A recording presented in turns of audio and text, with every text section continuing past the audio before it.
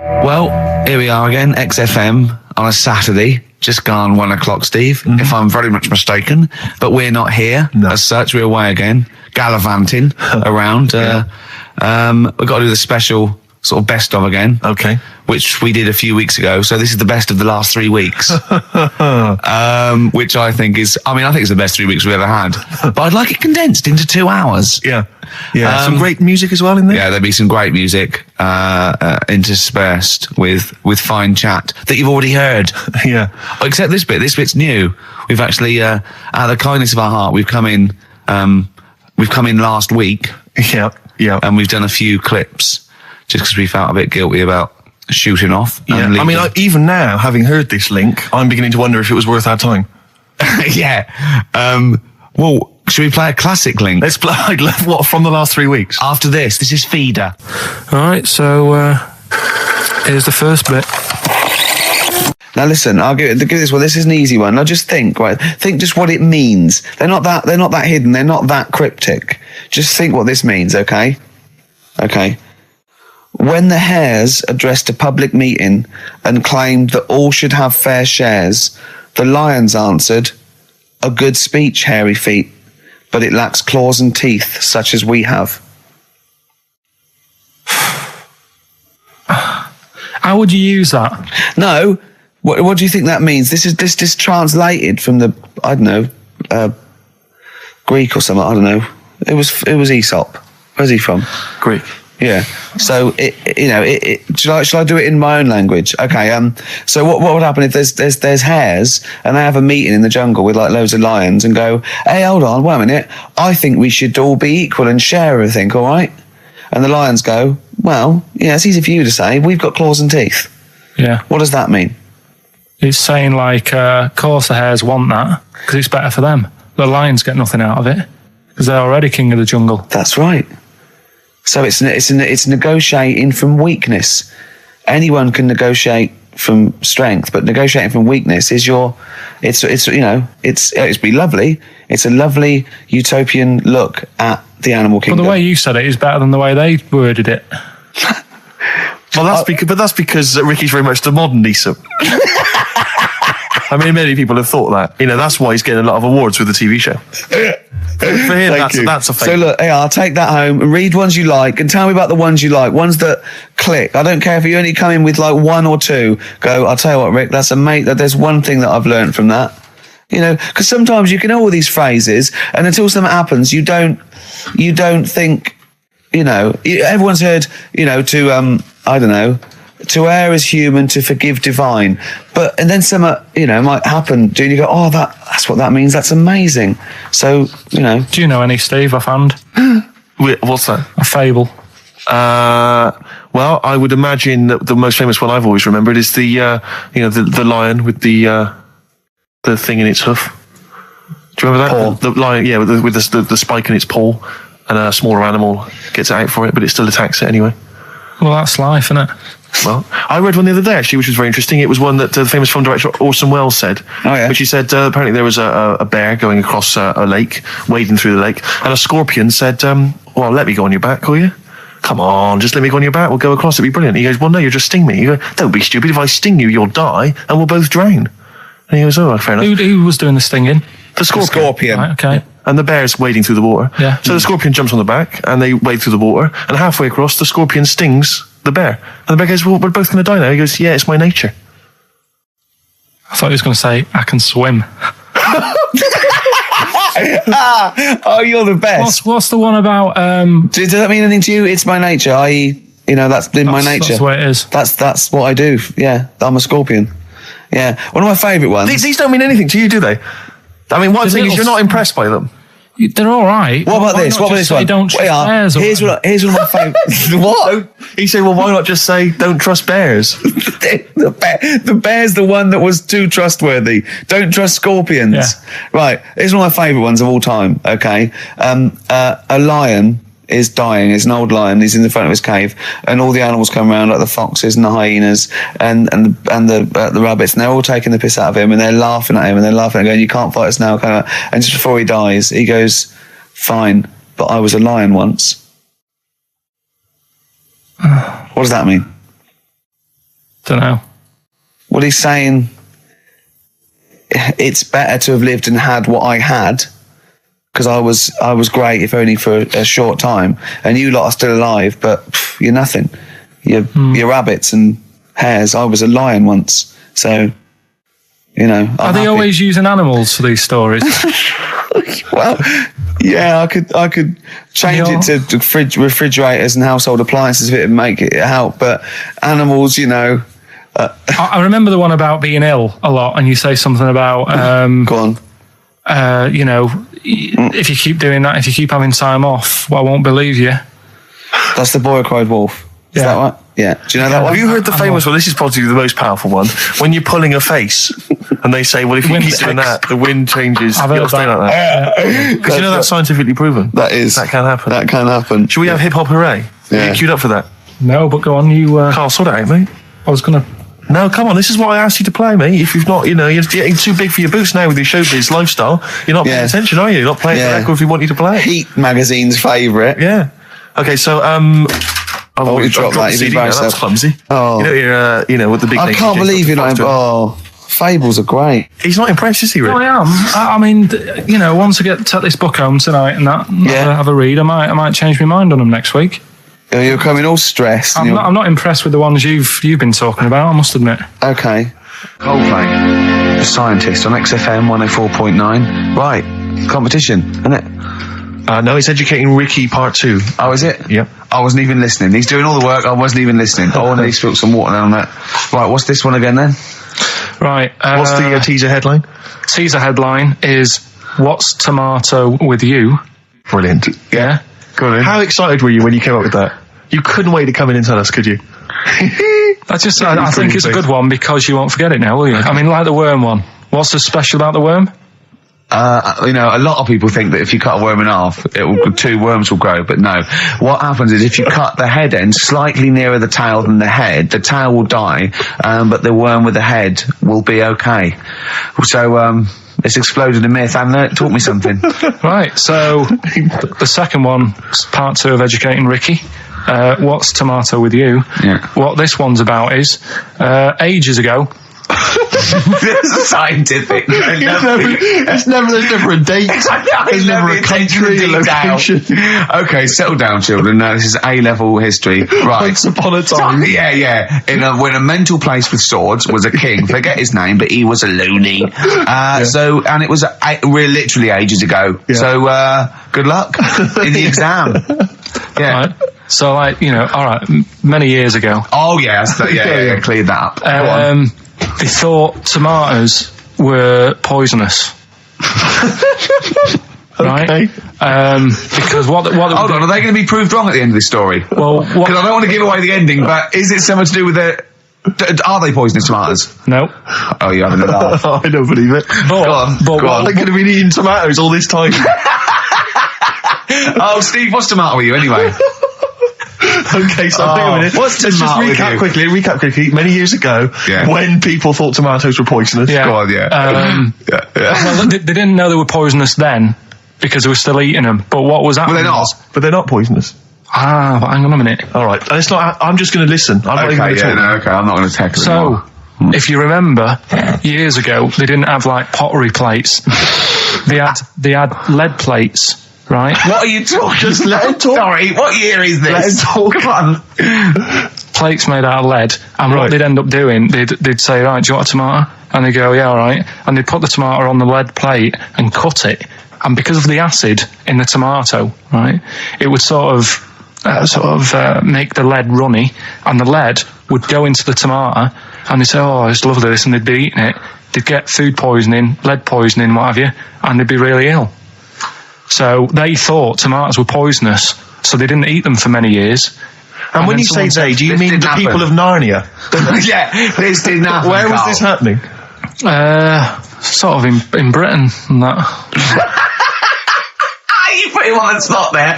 Oh, I hope there's no uppity pupils at this school when they go, what do you mean, sir? Oh, if you're going to... Oh, I'm fed up with you. Do you understand? No. So the No, you've got... No, right, okay, first of all, Carl, where'd you get this information from? Where did 14 I get times that? as well? Do you know... You can't remember? I don't know where I got that from. I don't know where I got it from. but why don't you think that makes sense? But what? Someone once got lead poisoning from a tomato? Not just one, loads, and then all of a sudden... No.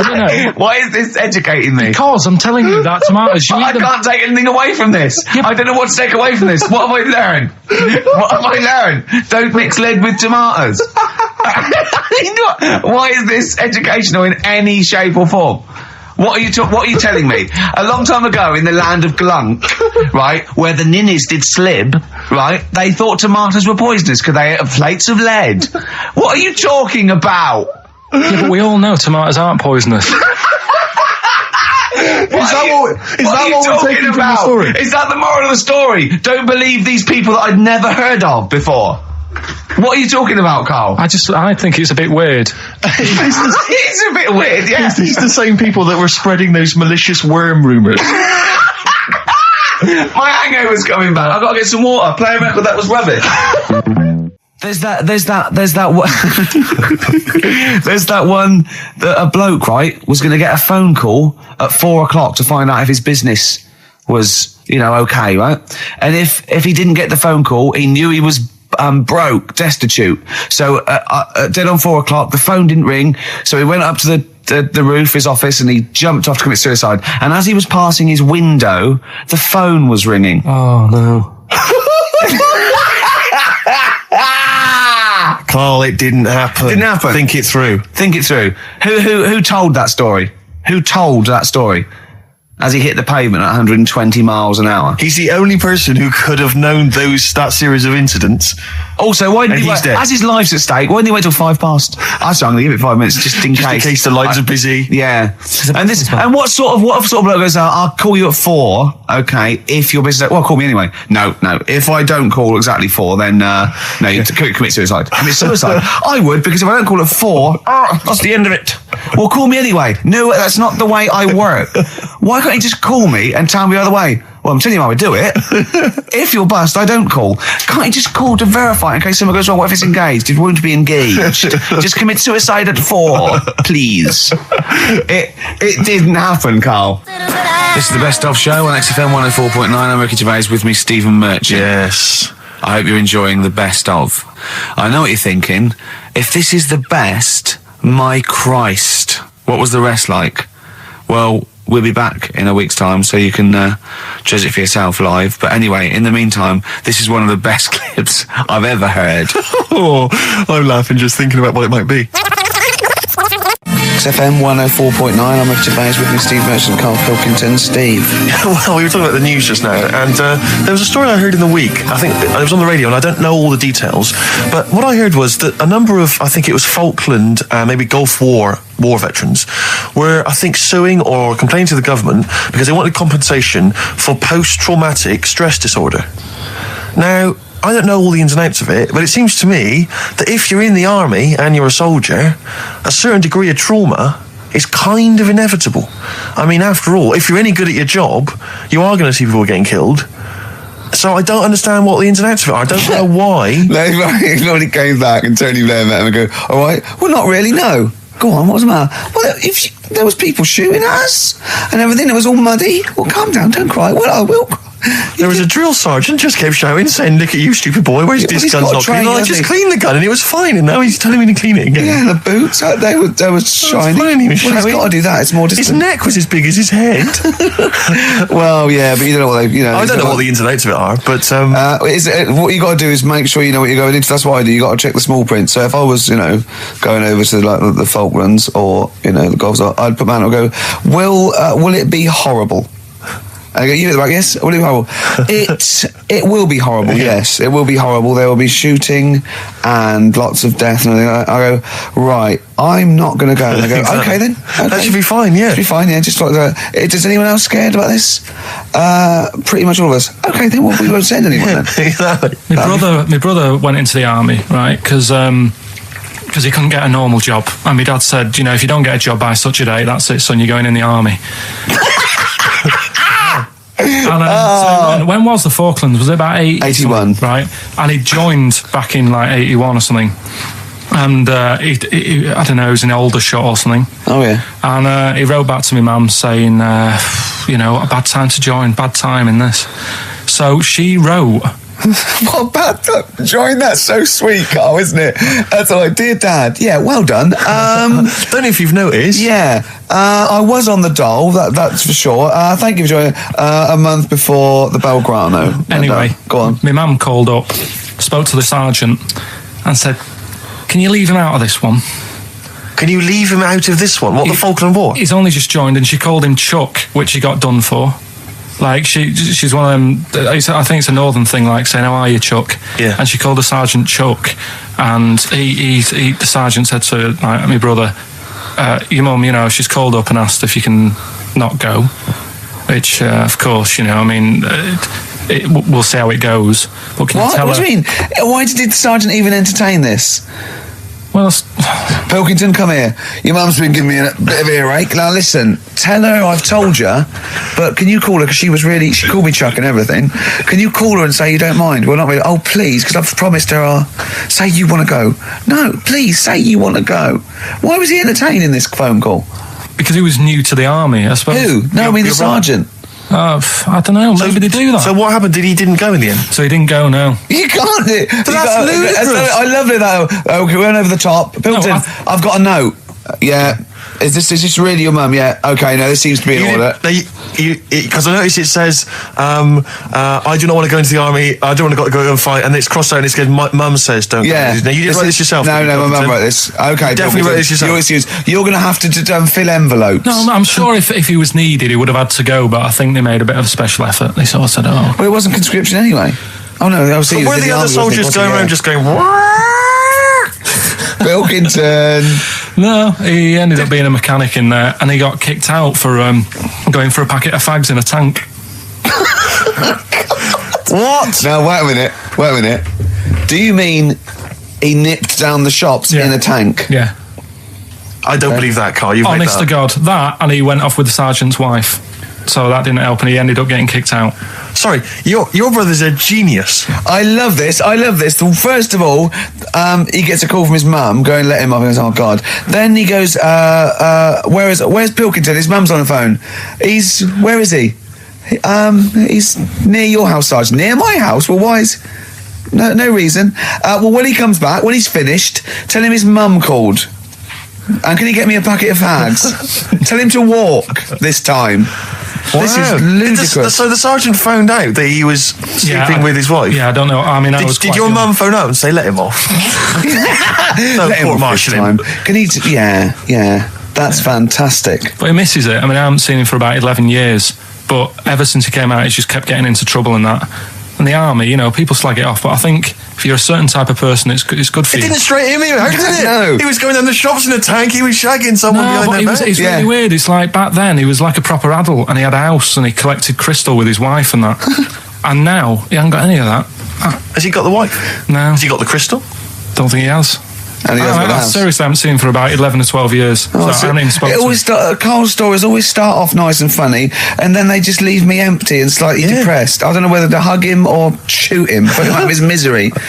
Can we take Carl to the... phone in if you think I should take Carl to the vets and have him put down, because it's just too stressful. Carl's getting very excited, as we all are, about his new... Should we let him do a little taster for us? Well, I'm very excited about it. I mean, so the gist of it, what is it exactly? Right. Is it a game show or is it a competition? It's just I just thought it's something that you can play, and also people at home can take part in it. Now, would they phone in about this, or they can just play at home while they're listening? They can just play at home. Okay. You mean we haven't got any prizes?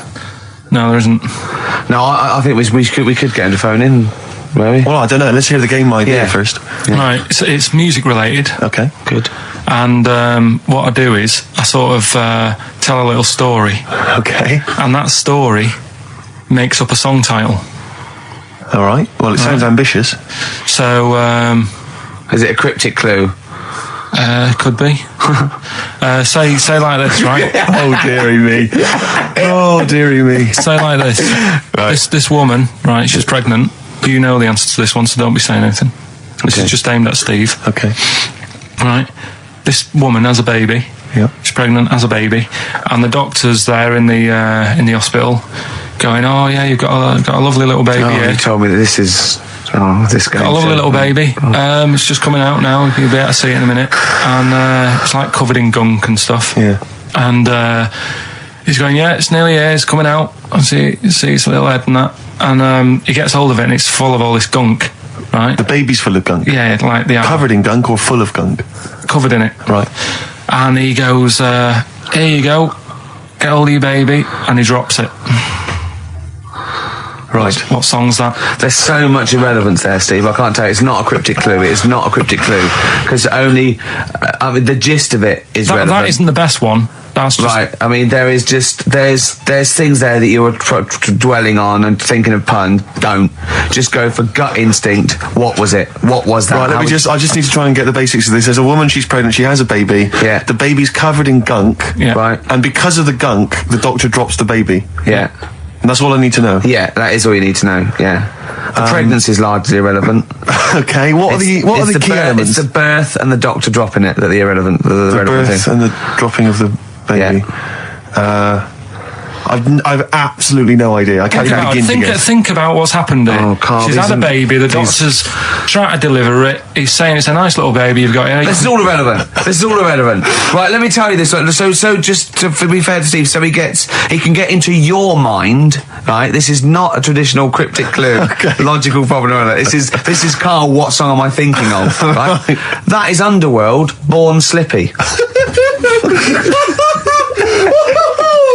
I have to say, actually, that makes textbook sense. Yeah. No, that does actually. No, I'm sorry. Do you like all the story about it's all right, you can see it in a minute. Oh, it's just covered in gunk. Yeah. No, I agree there is some extraneous detail. Yeah, but I have to say that Born was good because it was that's the look of it was. Yeah. Born was good, yeah. And Born Slippy, no, I was quite impressed by that, Carl. I have to say, no, to be fair to you, I'm not just patronising you. Oh, well, wow. I actually think that was really good, and I disrespect Ricky Gervais for slagging that off, because I actually think that was quite good. Well, let's go ahead with it then. I feel we could maybe open this up to email correspondence or okay, or the let's phone go line. for it then. Okay, this is Karl Pilkington's new game show idea. It's just what's the song? Karl Pilkington presents What's the Song? Ladies and gentlemen, please welcome to the stage Mr. Karl Pilkington. There's a fella who was in a coma for 20 years. Just they kept like taking him through like the normal day. They take him to Alton Towers and stuff. Doesn't know anything about it. Just kept going through the motions. Don't know if they kept charging him. Kept putting him through all that. He eventually came out of it. 20 years. And went, stop taking me to Alton Towers, it's shit. I just thought, imagine how much post he had. Eh? How much post?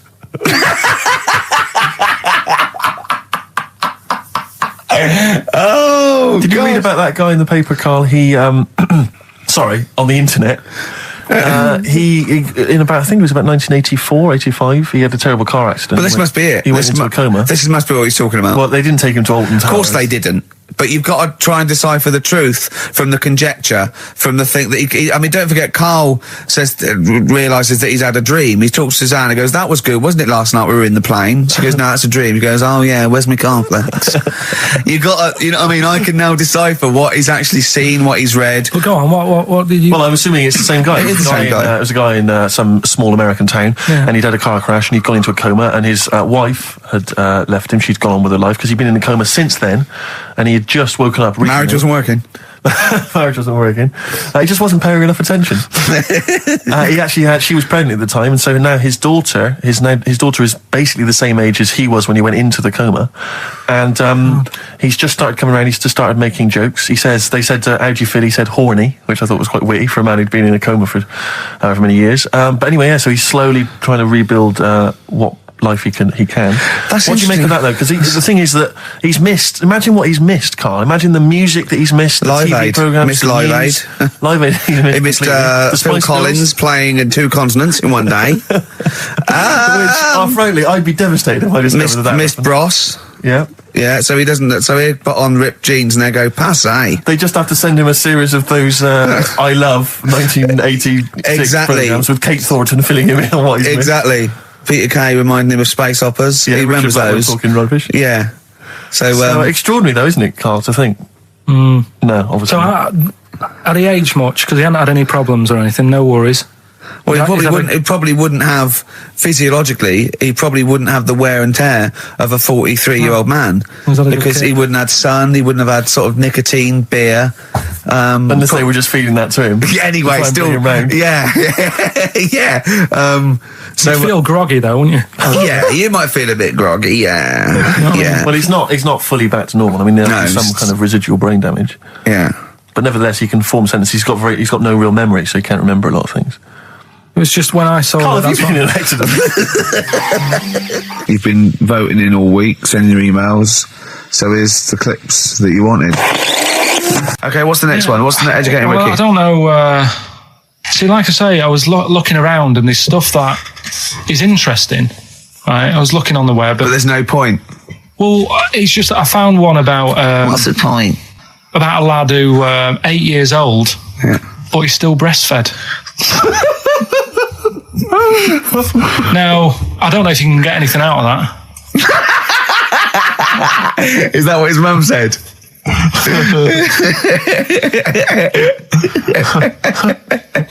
So, what do you mean I don't know if I can get anything out of that? You don't need to. No, it's just that... Where did you read that? That was on the internet. Oh, well, yeah. You're always unspecific when you mention it. It's just it was on the internet. Well, I'm trying to think what I put in. I think I put in Y to see if I'd confuse the computer. Then, go! You are... No, honestly. I did a search, put in Y, and he came up with funny things that, like, why is this person doing that? Why is that? And it had a picture of this 8-year-old lad, sort of, on his mum's nipple. And it was saying, is this healthy? You sure that wasn't asking you that question? What? I put in Y just to confuse the computer. What do you mean? Yeah. Stop it. Yeah.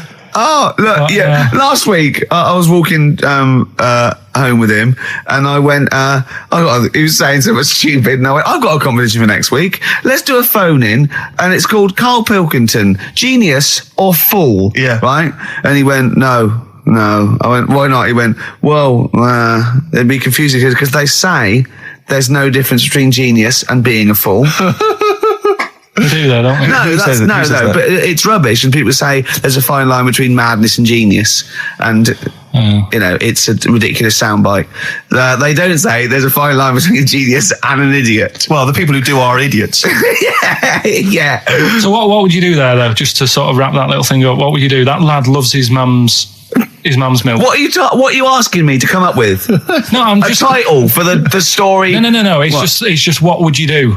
Right. What do you mean, what would I do? Well, it's causing a bit of a problem in the area, right? What area? In America, I think it was. Oh, America are a problem, are they? George Bush is worried about this kid who's breastfeeding at 8. Imagine it like this, right?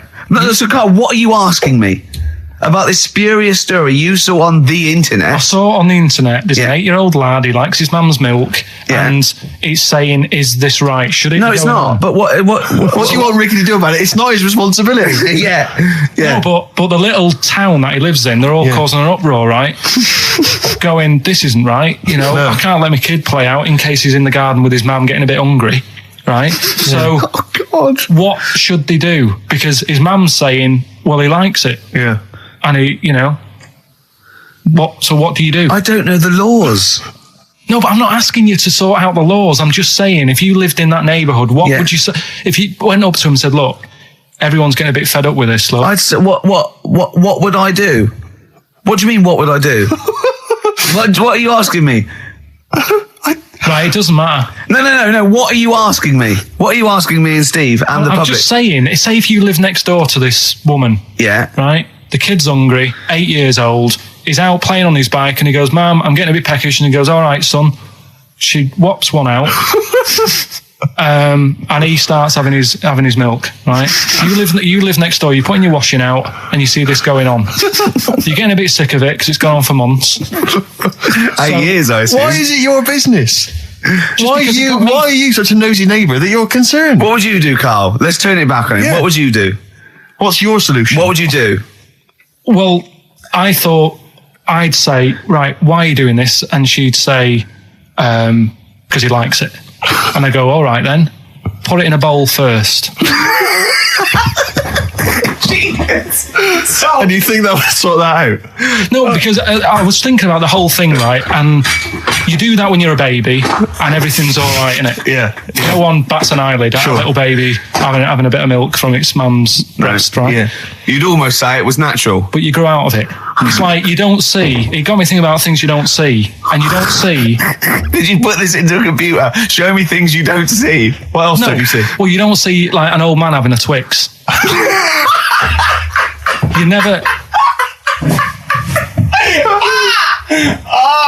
So what?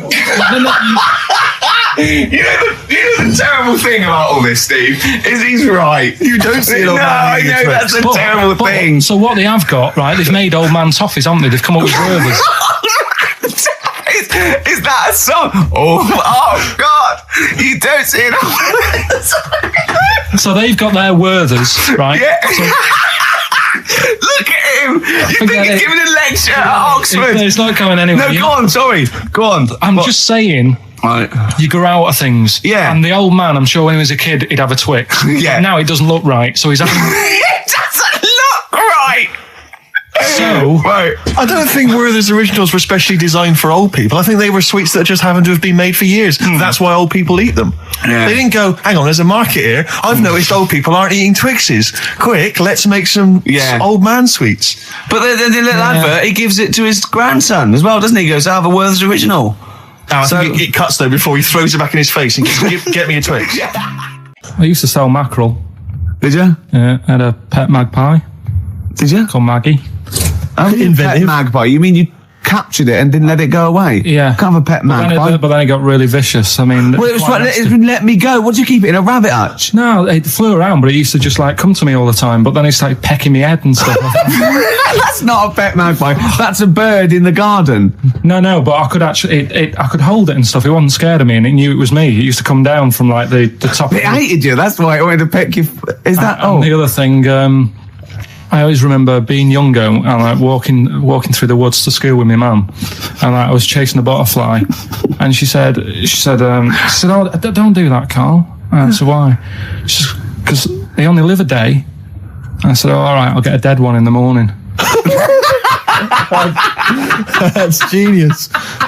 That's great. That's quick thinking, isn't it? Oh, that's sweet. Let's play some. Oh.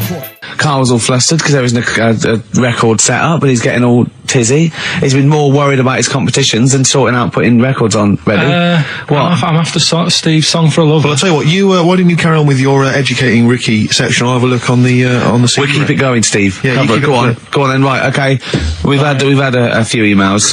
Anyone got it right, Carl? Anyone got it? Educating Ricky. That's the final one. We got to get that out of the way. We got to get Rockbusters as well, though. We can do that at the end. We can win. Go on then. But we've only got 5 minutes left. Come on, just do Educating Ricky. Right. God. The last one that we haven't done is he's a bit of a nuisance. Go on then. Again, not really that interesting. Thanks. Telling you this one because come on, just do it. Or do it now. Steve, how are we doing? Look, no, never mind that. Look, just tell me what that means. Oh, he's a nuisance. Oh, this is so annoying, Carl. I'm going to go mental. Right, talk. Right, listen, I'm just putting this in here, right? Right, nuisance is a bit of a nuisance. Yeah. Apparently, the old fella who used to hang people. 1800s. Yeah. He used to be able to tell somebody's weight just by looking at them. Right? That's a bit of a bonus fact. We'll be the judge of that. The thing that I wanted to tell you is money for old rope. Do you know what I'm saying? I can't even be bothered. Yes, you're going to tell me now. Come on, Carl. Right, I mean it. Basically, money for old rope came from the... Right. What was all that about? You can tell someone's weight. What was all that for? Fact. And blind blessed shitting himself. What are you... What? Look at you... No, tell me... that now. You nearly made me swear then. I'm getting really annoyed. I'm getting really annoyed now. Tell me this back, Carl, or I'm going to go mental. Come on, Carl, time's running out. More that people years ago, when people used to be hung, right? Right. If you didn't like the person who's been hung, you'd go, God, I really don't like him. And so you never forget the time. Because when they're being hung, we take that as read. Yeah. So they never forget afterwards to get the hangman to get the rope and to cut it up into little pieces, and he'd sell them. He'd sell the little pieces of rope to people. See, Carl, that's the most interesting thing, if it's true, that you've come up with. Right, okay. And so so they sell the rope? They sell the rope, and it's money for old rope. Money for old rope? Meaning, like, you know, God, it's easy to make money, all they have to do is cut it up and sell it.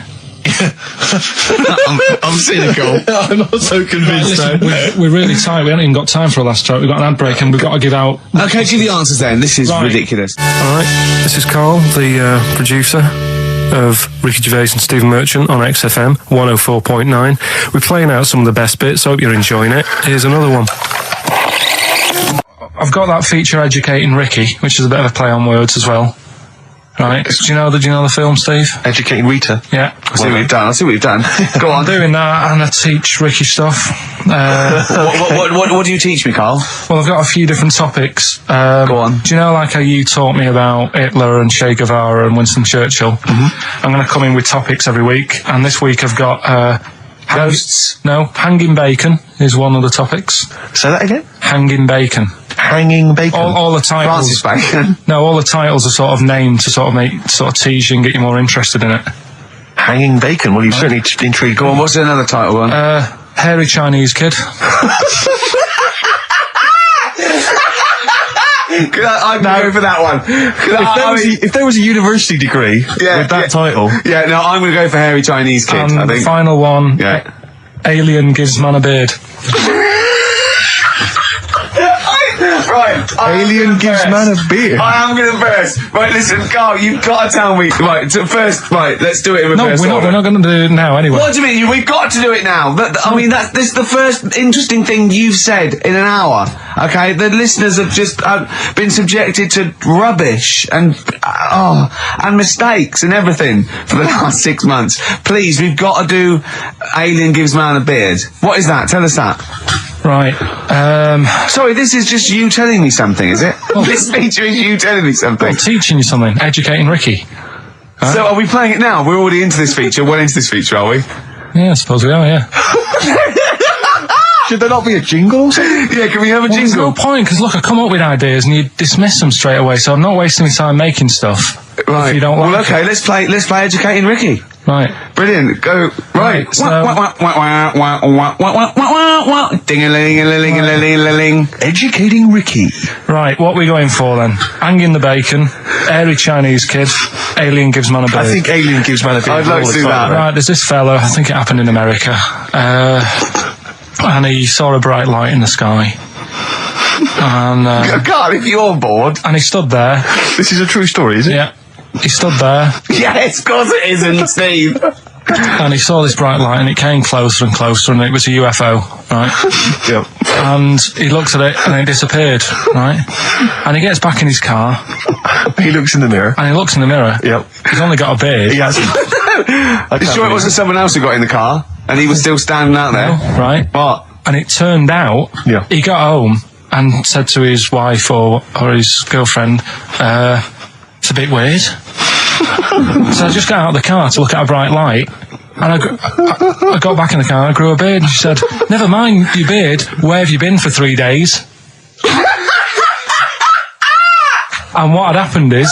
He passed out because he was pissed. No. The UFO had taken him for 3 days. Yeah. But he'd only thought that he'd only looked at it and it went away. Yeah. But what had happened is he took him and he grew a beard because he hasn't had a shave. Right, okay. I mean, was Will Smith or Tommy Lee Jones anything to do with this at all? Did you see this on a video maybe and thought it was an educational film? No, it's from a book that some kind person sent in to me. Here. Can I just ask again, just again, I'm just throwing this right back at you. Do you think there's any other possible answer here? Right? A man is absent for 3 days from home. He's grown a beard. The time that it could take to grow a beard, lest we forget. What if he hadn't actually seen a bright light in the sky? What if he was lying? What if he was lying? He got knocked unconscious. He'd had a car crash. Just lying. No, just lying. Or he was just lying. Yeah, he'd been on a bender, getting pissed for 3 days. And that with was his an mates. excuse to his wife. And they went, Dennis, what are you going to tell your wife? Well, wait a minute. Wait a minute. You're not going to believe I was out with you, lads. Just say you're only away for a minute. No, I wasn't away from it because of the beard. Oh, yeah, look, it looks like you've been out for 3 days. Well, we have. That's exactly. Right, okay, we've got to cover that then. Alien abduction. Great one. Okay, let's try that. Do you see? That's a little scenario there that could have been played. So, when you say educating Ricky, what have I learned from this? Never listen to you again. That's all I've learned so far. Never listen to you. Yeah, we'll add a little bit more in here, right? Well, no, what do you mean add a little bit more? We'll add a bit more to this what I'm educating you about. Go on. Right? There's only a law in America that says if you touch a UFO, you're going to get done. Now, why would they make a rule? I don't know that. Do you know, like, all their rules have a code? Carl, I genuinely do not know what you're talking about. Right. Do you know, like, how here they might have... Do you know? I have no idea. Right. Okay. Do you know, like, over here? I'm listening to Capital and I got Foxy on yesterday. Right, let's bin that. No way, it's great. No, I want to hear about Airy Chinese Kid. Let's play a tune. Okay, play a tune. Come back with Airy Chinese Kid, definitely. Some doors. Yeah, I just thought I'd go back, take it back to the 60s. This is a tune that a friend of mine sent me. If you touch a UFO, you get done. Soul Kitchen from the Doors. Shambles today, this. Well, we talked about it before. Do you know the little mouse that had an ear on its back? Yeah, sure. Right. Well, you thought he had a bad time, right? Listen to this one. Mouse walking about with us sort of wearing a monkey's testicle. They're just having a laugh. This is what I mean about a lot of scientists. What are they doing? When's that going to come in handy? I don't know what you mean. Well, they were seeing if, say if a fella loses one, right? Yeah. Hitler or whatever. And they go, well, don't worry about it. We can sort you out. I don't know what the monkey's going to do. I don't know if they keep passing them on or whatever. But the actual monkey testicle was put on the mouse, and it worked. It worked for the mouse. But isn't it? I mean, isn't a monkey's testicle quite large in relation to a mouse? Would it not look like the mouse was on a space hopper or something? Oh yeah, it didn't look good. Well, they didn't put it where its testicles would be. No, they did. Like, well, how could it walk then? The ear was on his back, so he could just get about. Well, I don't know. But you don't know, do you? You just guessed. Did they grow the monkey's testicles where the mouse testicles would... Well, it looked stupid anywhere else, though, wouldn't it? Oh, whereas a mouse with monkey testicles, that's fine. Oh, you'd be showing off. You'd be all right. I'd prefer that than the ear. When that mouse gets put back in with the other mice, do the other mice go, George, you look different. Have you had anything done? But the weird thing is, as well, apparently it still works as a monkey. What? So, like, what are you talking about?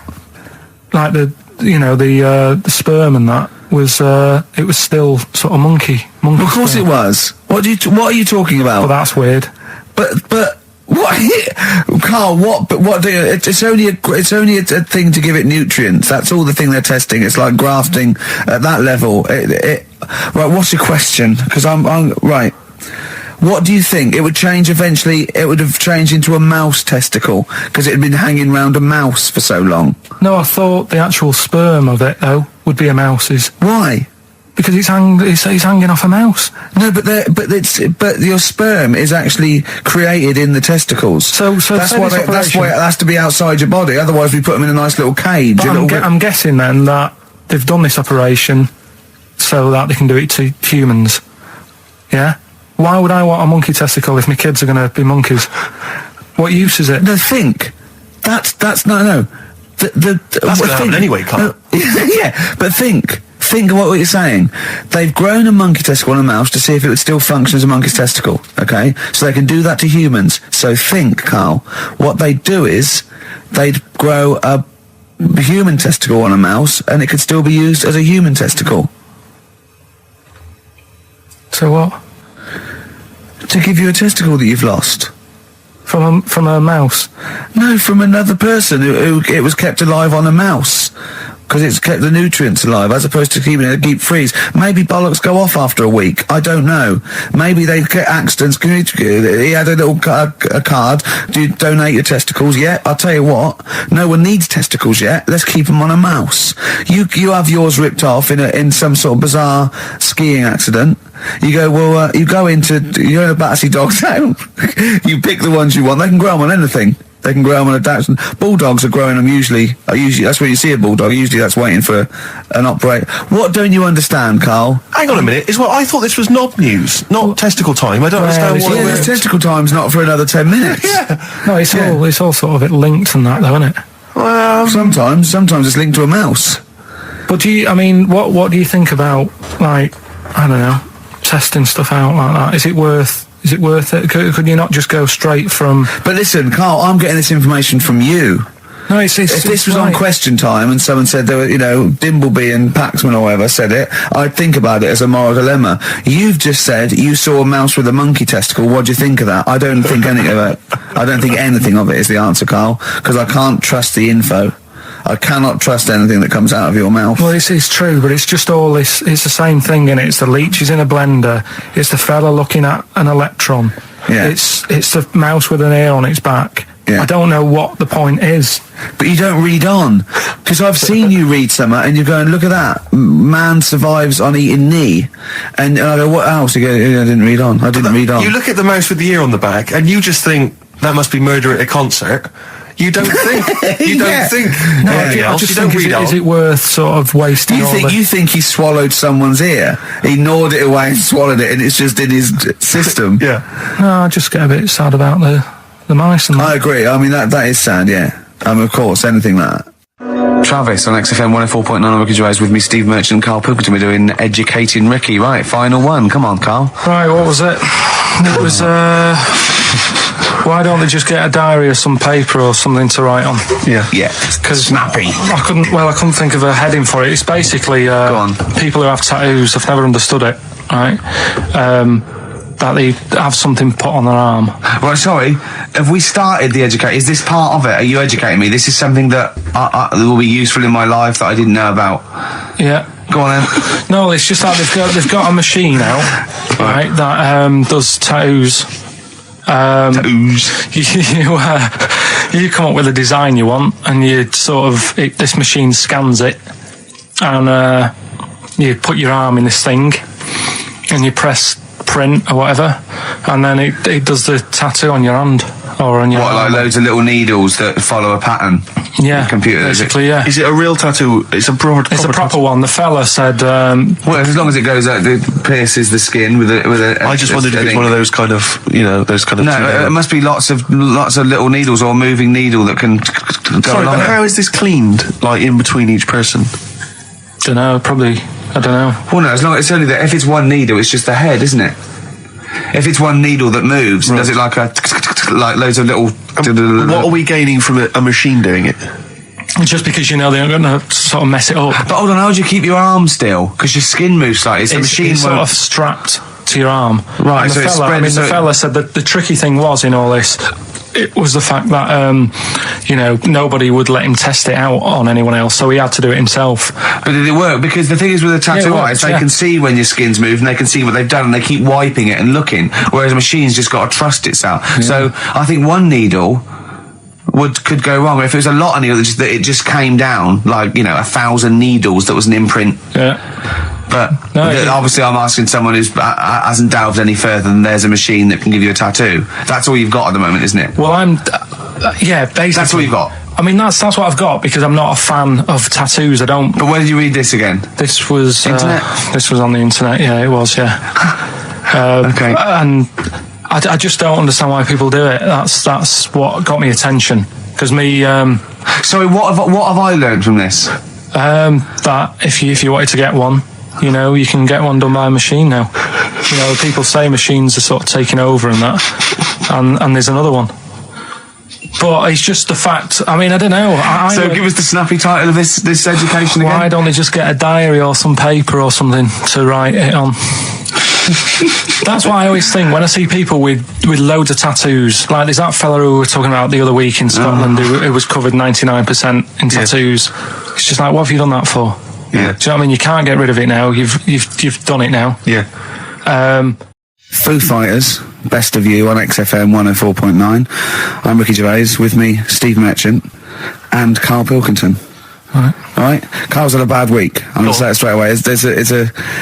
He tries to rule out stress in his life. Yeah. But he's had a bit too much stress this week, haven't you?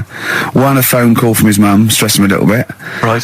Something he said in a magazine about his auntie. Okay. Came back to haunt him. Auntie Nora? Auntie Nora, yeah. Don't name her. No. She knows who she is. No. Okay, we won't name her. Right, we just say it's the one who farted for 5 minutes, and as he saw a skirt when he was young, and I found it like a split tennis ball. So it could be any of me aunties. We're that coming up, and also a bloke in Times Online, Chris Campling, did a review of the show, right, and basically said that Karl Pilkington is a creation of Gervais and Merchant. Well, if only that were the case. He said. He started off saying he liked the show. Yeah. He was excited. Said it was a good show. A lot of the jokes. I'm already questioning his critical faculties. Yeah, exactly. And basically said that we didn't contribute much, or seemingly didn't seem to contribute much, and we couldn't sort of like ad lib or anything. We just laughed at, particularly me, laughed at Karl Pilkington, who was coming up with some, quite funny stuff. Yeah. Right? But then he does a twist on it. He goes, but the thing is, we're the puppet masters. He's a created person. We've created the persona Karl Pilkington for our own amusement. Right. He bases this on simply that we talked about... What was it we talked about? The Chinese not aging well, and you heard him talk about that on my DVD. But clearly I say, Karl, remember when you were talking about that? It's a news, or remember in the week, and so he thinks it's all scripted now. Imagine if this show was scripted. I'd be ashamed. Yeah. If this show was scripted, I would send back the BAFTAs for the actual shows we've written, and I would say... I'm not having a go at Chris Campling. He's nice about our other work. He likes The Office, and he likes my stand-up and everything, and he likes the show, but he's saying, because we're not spontaneous, we scripted this and invented Karl. So he's like, we've invented another Gareth. If we had created Karl, I would not have squandered a character that good on this poxy radio station. Absolutely. Also, does he know that we spend about 3 months on half an hour script? So how long does 2 hours of drivel? But the main thing is, as if this could be scripted, it's dreadful. It's shocking. Or maybe this is scripted. Hang on, you've lost me now. Let me just check the script. Maybe Chris Campling does not exist. Maybe I've made him up. I don't know what to believe. See, the name doesn't wash with me. What was his name? Chris Campling. Sounds odd. That's something that I made up, isn't it? Campling's almost like a joke. It's almost like a gay name, isn't it? Oh, he's a Campling. So I think this is scripted. Yeah. I think I've probably made this whole link up, and Karl is a creation. Campling, that's not a real name. No. I made it up. I should have come up with something better. Yeah. Sorry. Down to the River by Bruce Springsteen on XFM 104.9. So, that little fella in the Times thought Karl was just a puppet. We created him. He's an actor. What's his actor's name? Brent Hogwell. we got him from Spotlight. Brent Hogwell. This stupid dopey Mancunian accent. He just puts that on every week. Yeah, exactly. Yeah. He speaks rather like Hugh Grant. Yeah. And we just this whole world around him. We set a whole. What do you think about that? He had his head shaved, especially. Exactly. Yeah. So would he think that maybe if he's looked online, see me head, and he's noticed how round it is and that? Does he think it's sort of been morphed into that shape just for the show, just for 2 hours on a Saturday? Yeah. You spend 5 hours in prosthetic makeup like John Hurt in The Elephant Man. Everything about him was made up. Yeah. We created him, because I remember coming up with Auntie Nora. Oh, yeah. You said, Rick, we need another character. I said, what about giving him an Auntie Nora? Doesn't sound convincing, I said. Yeah, and you said, what is it about? I said, well, I don't know, she farted for 5 minutes and she's got a fanny like a split tennis ball. No one's going to believe that. Yeah.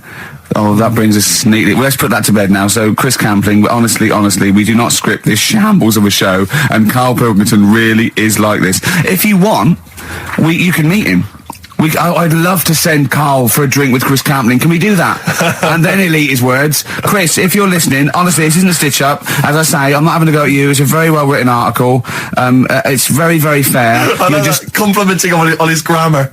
Yeah. It's a very well-written article. No, I'm saying we're not having a go. It's not like he snagged us off. I would just love him to meet Karl Pilkington. People in the street come up to me and say, is Karl like that? And I so want them to meet him. Yeah. Or maybe he can send in, if he's online, he can send in 5 subjects for Karl to talk about that we couldn't possibly know about, just so he knows that we just really do throw things at Karl and that drivel comes out. Imagine if it was scripted.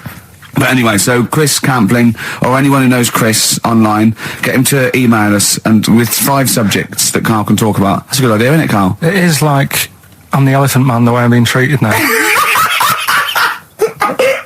Just sort of like... I scripted that. I wrote that joke last night. Are you sure? Or was it yours? I don't know. Carl enters and says, I'm like the Elephant Man. Hang on, let me just check the credits on the script. I'll tell you what though, Steve, that I found out about the Elephant Man when I was talking to Ricky. What? You know, the only bit that was normal on him. Oh yeah, no, it was in the film. You know that bit in the film? I was watching it one day, it was on, and I said, look, your favourite film's on. And it came to the bit where he was being exhibited, and he was naked behind the screen to all the doctors. Go on, what did you say? And there's a bit where he goes, and strangely, the only thing that is normal are his genitals. They're untouched by this disease. They are totally normal. Right, what did you say? It's a bit annoying, isn't it? It's like the only bit that you'd want as an elephant. The only bit you'd want that was like an elephant. Yeah, no, I can see that. And he said, and he got the head. so other stressful things. But so anyway, what's the anti-Nora thing? Sorry, anti-X. Anti-X. What did she? Yeah. Why is she upset? Well, he mentioned her in Zoo. He did this thing for Zoo magazine, and he mentioned about when he looked up her dress. She had by accident. Remember? You were going around looking up your elderly relatives' dresses in case they weren't wearing... For people who've not heard Carl talk about this in the past, just explain quickly again what we're talking about. Right. He didn't want to talk about it at all. When I was a kid, right, Auntie Nora used to come around. My auntie used to come around. As if there's any ambiguity now. Yeah. My auntie used to come around and stay, right? And I'm sat on the floor watching the telly, right? She sat on the sofa with a caftan on. I turn round, right, and it was there. It was looking at me, right. And we've mentioned this, and Ricky sort of said, "What did it look like?" And you know, a split tennis ball came to mind. That's what we talked about, right? So anyway, Zoo magazine, when they did the interview, she's the one that used to put a valance on everything, isn't it? Well, not everything, obviously. So anyway, so I've done this. So you did an interview in Zoo? Yeah, and like they said, you know, it was like, you know, do you plan stuff and do you worry about stuff when, after you've done the show, you worried you've upset anyone? And, you know, I was saying, really, I forget people are listening. And, you know, we're just having a chat with mates and that. I said, but now and again, I do worry, when I'm on my way home from the show and that, and I'm thinking about what we've talked about, and I was saying, you know, the Auntie-Nora incident. Yeah. Incident? You know, like Watergate? Yeah. And anyway, so this was in there, right? And I was saying in the magazine, you know, but I think I got away with it. She doesn't listen to the show, but, you know, and I don't think she reads Zoo magazine, so... She's more of a nuts woman. Sure, yeah. So, anyway, so my mum calls up the other week, right, and she goes, wish you wouldn't, you know, talk about Auntie Nora and that. And I was like, oh, so how do you know about that? She goes, well, one of your cousins have called us up and said they've read the article about it. So yeah, that's why we don't want to talk about it, really. So he stitched you up. So do you know what Auntie X is made of this? Do you know if she was upset or not? Well, she doesn't know about it. Because, I mean, maybe she's always thought it looked like a split tennis ball. Maybe you're just in sync, you know, because you're relatives and stuff. Maybe she knew instantly. Even if you hadn't named her, she'd have thought, hang on, I farted for 5 minutes once. Yeah, that's not going to be ambiguous, is it? Me. If you hear like someone who farted for 5 minutes and's got found like a split tennis ball, you're going to go, I wonder if he means me. Yeah. You're going to remember that. Auntie Jackie. It could be Auntie Jackie. Oh, God. And he got in trouble, you know, last week when he was going to the wedding. Let's talk about that in a bit. Okay. Yeah. Is that a Cure? I love it. In Between Days, XFM 104.9 with Gervais, Steve and Karl Pilkington. The Cure, In Between Days on XFM. So, Karl, you were going to a wedding last week. Was it last week or the week before? No, it was last Saturday, right? Yeah. And he said, looking forward to it. He went, no, it's going to be boring. Suzanne was listening, knows that the couple were taping the show So she had to get in there before he, didn't she? She went up to him and said, look, when you're listening back to the show and he says it's going to be boring, he didn't mean you, he meant weddings in general. I love the fact she has to run around and clean up after him. It's great, isn't it? How was it? Do you not like weddings? You're not a fan of them? They're only good for the people involved, aren't they? What are you talking about? You're getting free food, free booze, free music? Yeah, but it's not. It's just all hanging about, and there's loads of people there you don't know. Absolutely, I agree. Do you know what I mean? You've got to make an effort. And even the bit that was important, right, when they were getting married, right, there wasn't enough chairs, because it was, all the family gets the chairs, don't they? So I was sort of stood at the back. Stood at the back and that, watching, and I couldn't hear what was going on, because a woman was breastfeeding the baby. Oh!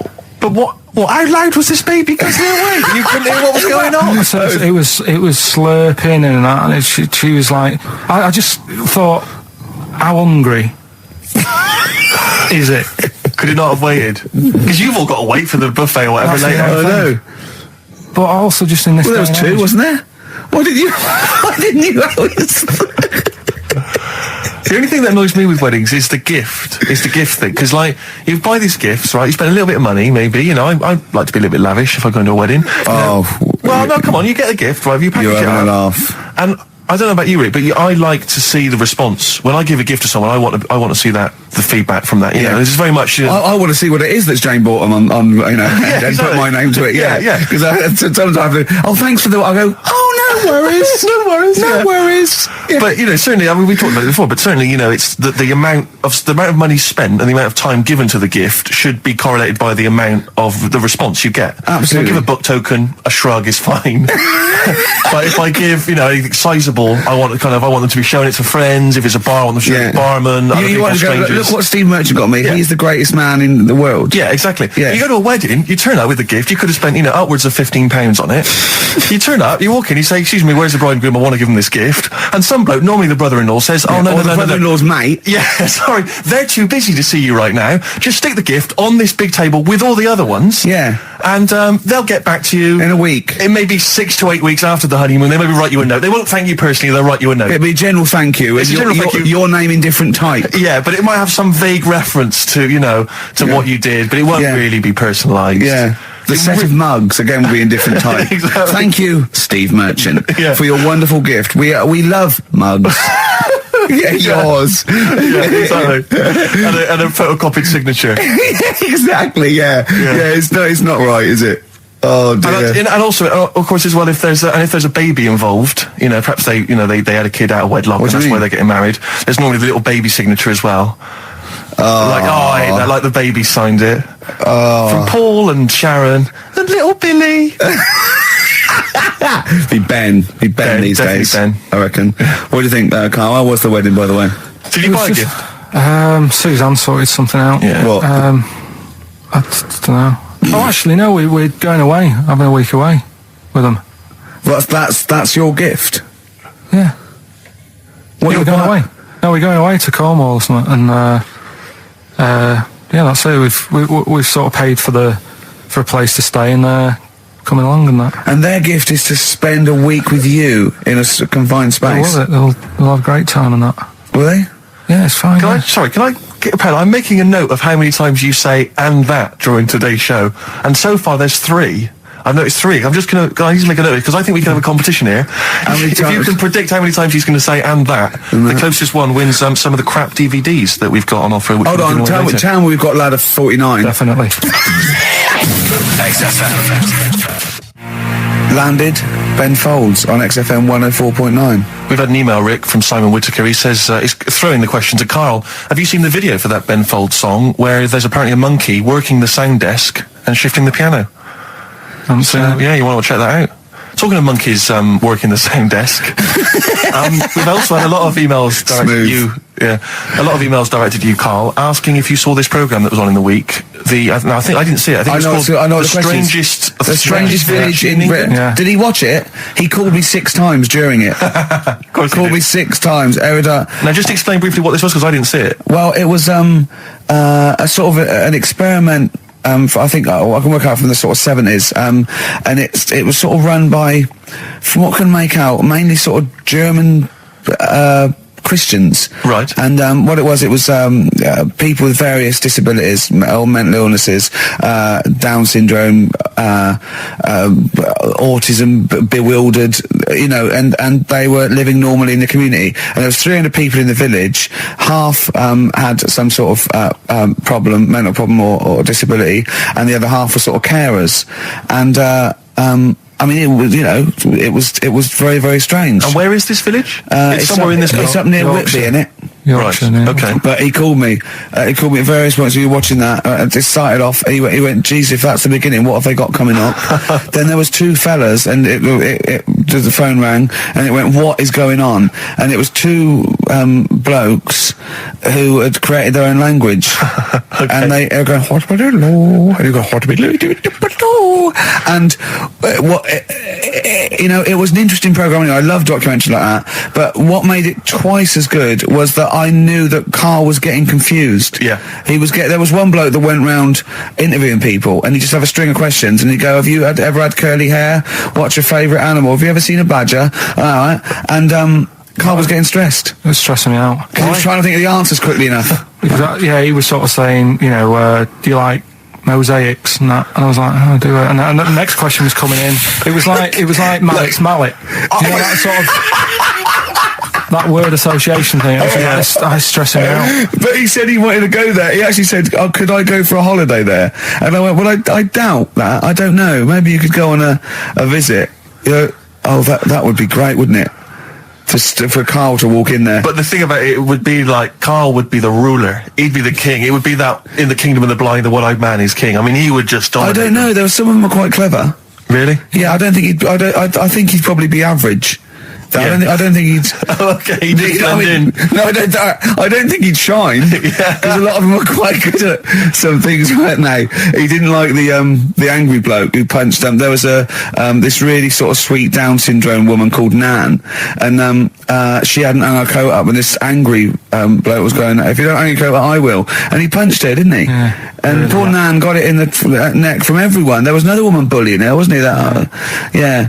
But you like the little the little Down syndrome fellow with the woolly hat who was helping that woman. If I went there, he's the one who had sort of hunt down and said, "Come on, let's go for a pint or something." Sure. But incidentally, do you like mosaics? We didn't establish that. He's still thinking about it. What was his name? That one, the woolly hat that you liked, that you wanted to hang around with. What was his name? I can't remember. He was good. I liked him. He was nice, wasn't he? Yeah. He's the one that fell over, then proposed marriage to that woman, didn't he? Yeah. I remember.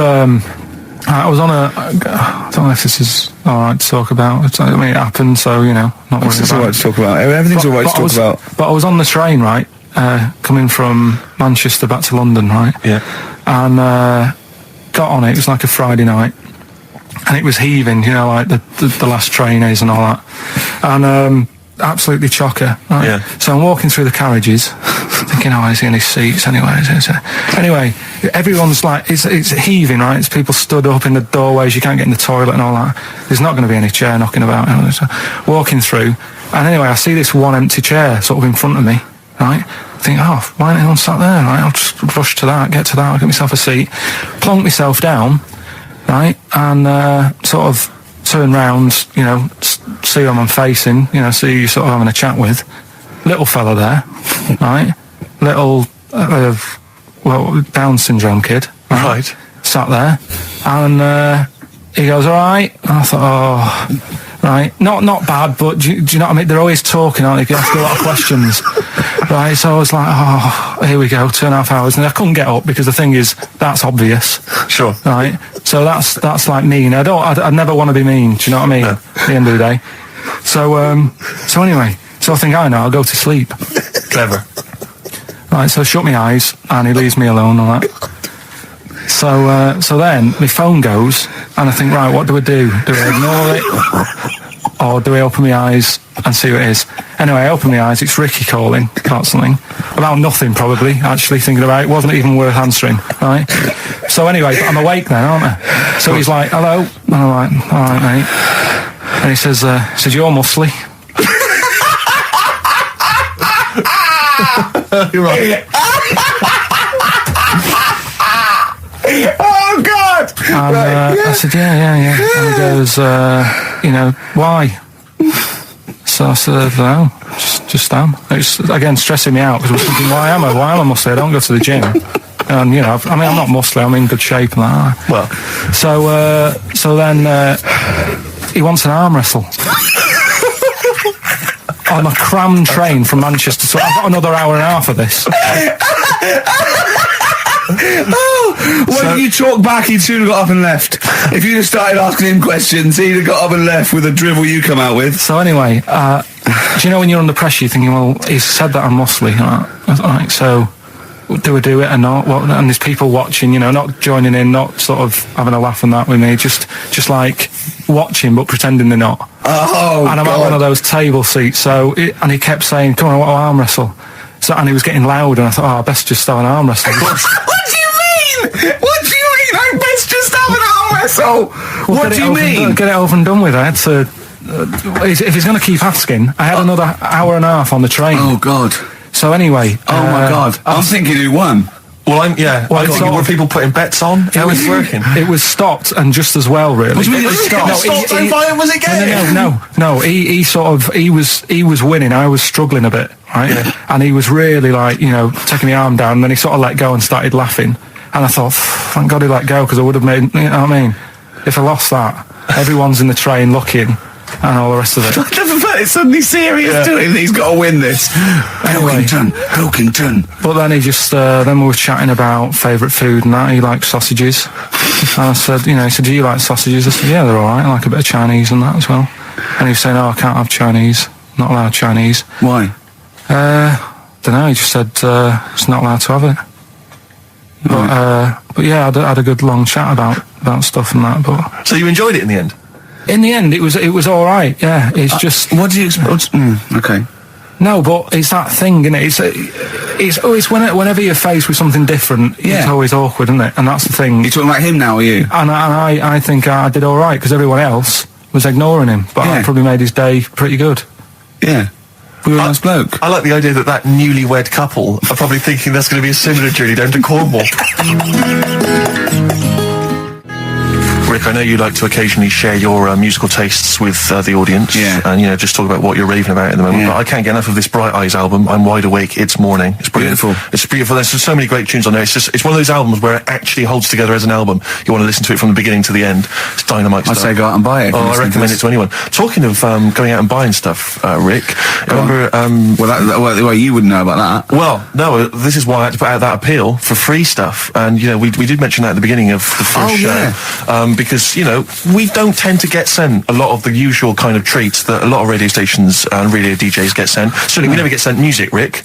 I mean, we're probably one of the only DJs on this station that's allowed to play their own records. We're totally unplaylisted. No one ever sends us any records. I know, it's unbelievable. But we do get sent now, I'm pleased to say, some other stuff. And people are now beginning to see that, yes, if you do send us stuff, we will shamelessly plug it. We've just been sent the book of British hit singles and albums. That's proper the new gift. edition. A great gift. That is not a CD from an unknown band who pressed it in their garage. Yeah, exactly. That is not a, will you review this book I've done about the history of punk? That is a lovely. I could easily give that as a gift at Christmas time, and someone would think that. Now you're thinking. Exactly. You're thinking you've saved 25 quid there, aren't you? Easily. Well done.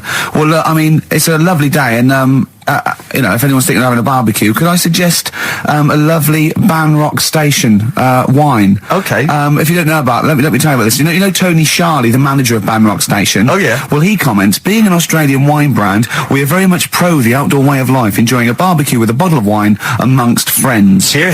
I agree with Tony Charlie. Good. And it's a lovely, lovely do they fruity do both little... red and white wine? I think they do, but I mean, I love the full-bodied taste of the Banrock Red with maybe a fish dish. Absolutely. Although I've made an error. What am I doing drinking red with fish? Oh, come along. Well, I'll tell you, if you've perhaps finished the barbecue, we've got some guests around, the night is, it's still a balmy evening, perhaps you'd care for some Hope and Greenwood confectionery. I would love some. What sort of things are involved in that? We've got some delicious chocolates from Hope and Greenwood. They do make, and as you can see here, there's a wonderful presentation box. That is lovely. So if, again, you need perhaps to take a gift to perhaps a wedding or, someone else's kind of barbecue party, then, I'd have thought a lovely bottle of Banrock Station and some Hope and Greenwood would be the ideal. And if you've got anything to shamelessly plug, we've only got 2 weeks left, so please send things that are worth it, things we can drink, eat, Please do send it in soon. XFM. The magic numbers, forever lost. I was taken unawares because I opened that thing, what is it? The confectionery? Well, we were sort of doing it ironically, like people getting shameless plugs by giving us stuff, but then I opened it, and it's brilliant. It is brilliant. It's all retro stuff. It's got a curly whirly, a fountain, sherbet fountain. I've just been eating a drumstick, but I didn't quite finish in time. It's got some of those little cola bottles. That's Hope and Greenwood and their confectionery, which are available now, the perfect summer gift. Perhaps you've got to go to a wedding or barbecue party. We've got some rubbish to give away now, haven't we? We have indeed, yeah. If only we hadn't opened that, we could have thrown that in the mix. I know, no, it's too good to give away. It's time for Rockbusters, the quiz that no one looks forward to. And we've got, as usual, the bunch of CDs, DVDs, I should say, which... Just tell me we have got another copy of Ladder 49. Ladder 49's right here. That's brilliant. In the mix, yeah. How many did they send you? Joaquin Phoenix, John Travolta, Ladder 49, the movie that no one's seen. Yeah. I've never met anyone who's seen it. But it's owned by every single XFM listener. Exactly.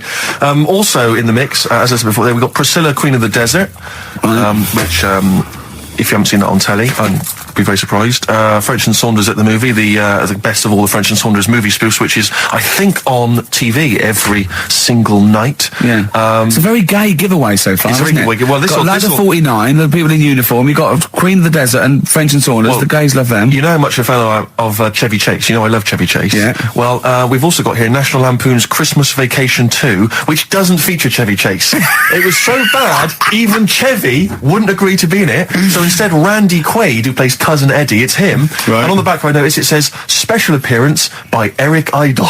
Brilliant. I mean, let's be honest, if a film's got a special appearance by Eric Idle, I know. It's probably not a classic, is all I'm saying. Do you reckon they do Always Walk on the... look on the bright side of life. That's just some of the DVDs which you can win. And obviously the real reason you should enter is because you go forward to this big prize draw, which is in our last show, where you can win some actual quality. Yeah, a signed Matt Groening drawing, and if you can see him drawing that on rickygervais.com, it is totally genuine. It's just there, him actually drawing it in front of your very eyes. Also, us made as Flanimals, and a signed poster by Nigel Tufnell. Christopher Guest. Sure. So proper good prizes. Yep. Just that this is, I think it should be the last one to get into it. Maybe next week, the 4 that we've got get down to 2 maybe. And then we get them on the line in the last, what do you think? Well, I'll be honest, I wish we'd thought it through. I don't know about you, but I wish we thought this. Chris Campling, if he's got any ideas to how this show could have run, see, we should have scripted this. What we said, we just said go in a drawer, didn't we? Did we? We hadn't thought it through though. Yeah, but we can't keep swapping and changing. Well, we haven't done it yet. We can do what we want, yeah. Do you know how many BAFTAs we've won? We can do exactly what we want. High five. Well, let's get down to business then. Right, so Rockbusters, let's explain briefly what this quiz is for those that have only just started listening to the show. It's basically Blockbusters. Well, you say that, Rick, but it's not, is it? I mean, that Blockbusters made sense. Yeah, well, this is the thing. Carl thinks this is a cryptic clue, and going, right, a fella is walking along and oh, look, there's the fish. What does that mean? Trout spinners. Some of them are hard because they've dug them all out. Some are hard because they don't make sense. No, but they've dug them all out because they're going to put them all on the website for people to play along with, and they came to me for the answers, and some of them are pretty tricky. I couldn't answer them. So I love that. Well, anyway, the only man that can outwit himself. Right then. So the first one then, here we go. Why don't you borrow some land off Mr. Boardman or Mr. Laurel or Mr. Fletcher? All right? Why don't you borrow a little bit of land? Oh, it's changed already. Already changed. Already changed. Mr. Boardman. Well, no, do it again and do it exactly the same each time. Do it again. Why don't you borrow some land off Mr. Boardman or Mr. Laurel or Mr. Fletcher if you need a bit of it? What's changing? Okay, and what are the initials? Right, LS. LS. That's a band or an artist. You know what I'm talking about? Huh? Second one. I'm gonna. Sorry, he's got a sweet in his mouth. I'm gonna annoy those seabirds over there. Right. I'm going to annoy those seabirds over there. Well, just those seabirds. It doesn't matter where they are. I'm going to annoy them seabirds. I don't know what he's talking about anymore, Steve. Honestly. B is the initial. I love the fact that he was fascinated by the strangest village in Britain, but the stories he's told us about where he comes from, there's him going around with 2 fellas with big heads, webbed feet, a little pigeon-chested bloke, him on his grifter with Maggie pecking at him, his dad in a telephone box nicking groceries, and a horse in the house next door. I mean, how strange was his upbringing? Yeah. And him hanging from his satchel. Unbelievable. There's another woman who I remembered. Actually, I'll tell you later. Go on, what? I'll tell you later about another woman who I remembered. Give us a teaser. It's just a woman who rode around on a 3-wheeled bike with her husband in a basket. Right, I'll tell you that. Right, and the final you don't get clip. Teasers like that on the radio That's station. a hell of a funeral service. Right, listen. Right, the final clue. What the Scouse fella said to the robber who he found in his house next to his vineyard. Oh, Jesus Christ. What? Again? Right, so what the Scouse fella said... Right, this is going to be a pronunciation thing. ...to the robber he found in his house... Oh, God, I've lost the will to live. I want to get in that woman's basket. I'm sure we'll just be driven round for the rest of my life. The initials are A.W. A.W. Who is it? All right. Well, email in and that. Should we have also on the text 83XFM? You can win Christmas Vacation 2 and Ladder 49. David Bowie? Yeah, watch that man. David Bowie, Watch That Man on XFM 104.9. Now, coming up, Steve, and listeners, I'm talking to them mainly. I'm not really, I'm talking to you and Carl, really. Yeah. But coming up, an old feature, Knob News. Oh, Knob News, the welcome return of Knob News. Yeah, and Monkey News is still there, isn't it? Yeah. Just briefly, you don't think you really gave that competition justice, did you not, handing out the email? Let's just quickly whiz through the questions again. Yeah. John's texted in, by the way. He says, I never get any of the Rockbusters clues. Is this a good or a bad thing? Definitely a good thing. Definitely a good thing. Yeah. Yeah. Well, other people do. Well, First one. Why don't you borrow a bit of land off Mr. Boardman or Mr. Laurel or even Mr. Fletcher? Right. LS. Second one. I'm going to annoy those seabirds. Right. B. And the last one. What the Scouse fella said to the robber he found in his house next to his vineyard.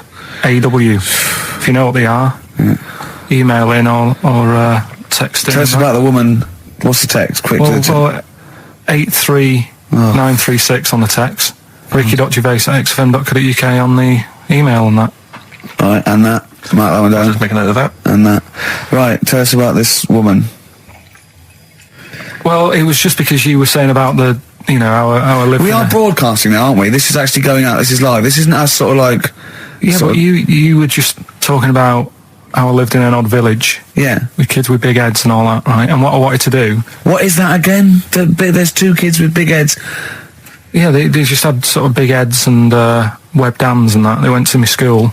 And when I spoke to my dad the other day, because I'm going to see my mum and dad tomorrow. Oh, yeah. So I said, have we got any school photographs with the big-headed kids in? And he said, no, nobody bought those sort of school photos because they were in it, so it was always a bit ruined. So I said, well... No, he said sales would, because he obviously talked to other dads and stuff like that, and he just said, no one bought them. But anyway, so... I would love them. Yeah. That's why I'd buy them. Yeah, but I wouldn't stand out, would I? If it's on the mantelpiece. Yeah, well. But anyway, so I was talking about, When you say they had big heads, what do you mean? Do they look like someone from Doctor Who? They were just quite big. But they weren't related? No. So why did 2 blokes with big heads and webbed feet? I lived in a weird area. There was a chemical plant close by. I can't believe you've never told us that before. That explains a lot. Not just the freaks in your neighbourhood, but... No, there was loads of weird stuff going on. There was this, like I said, there was this woman who used to live in one of the council flats, right? And she had a 3-wheeled sort of big, what do you call it? 3-wheeled son. He was the weirdest bloke we ever knew.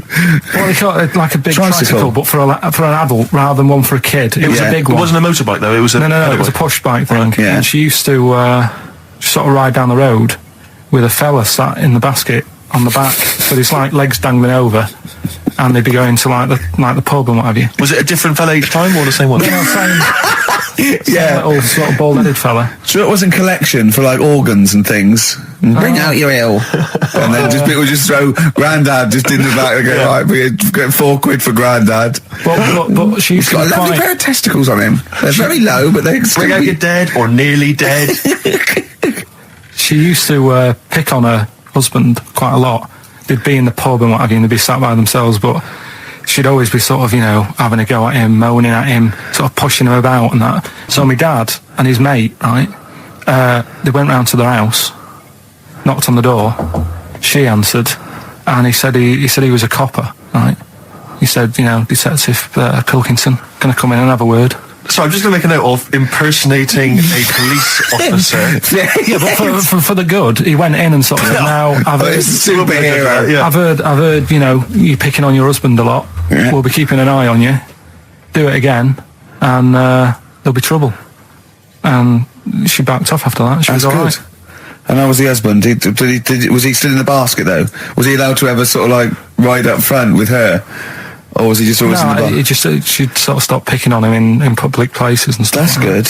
You can't get done, can you, just for doing that? I think impersonating a police officer. Well, you probably did. There was no gain. I think you can't impersonate a police officer full stop, but I think they'd probably be lenient on him that he was. Let's face it. He's not going to be caught because why would anyone know about it? It's not like his son's going to say it on a radio station, is it? And stitch him right up. Is this something you did generally? Kind of a little bit of light vigilante work? Just whatever, him and his mate, just, if they saw something going on, they go, what can we do? Sure. What little scam can we do, or whatever? That's fantastic. That is brilliant. Right, okay, coming up, Knob News. And Monkey News. And the answers to Rockbusters. What a show. Signs on XFM by Snoop Doggy Dogg and Justin Timberlake and a bunch of other people. Yeah. Ricky Gervais, Steve Merchant, Karl Pilkington. Sorry, I was just enjoying that Hope and Greenwood confectionery. Lovely. I wish I had something to wash that down with, Rick. Well, won't you have a glass of lovely Ban Rock Station red wine? Oh, lovely. It's barbecue friendly. Yeah, perfect. Good. So just keep sending stuff in for free. Free stuff. Good stuff. Carl, what are we talking? What are we doing? I've got something to tell you, actually.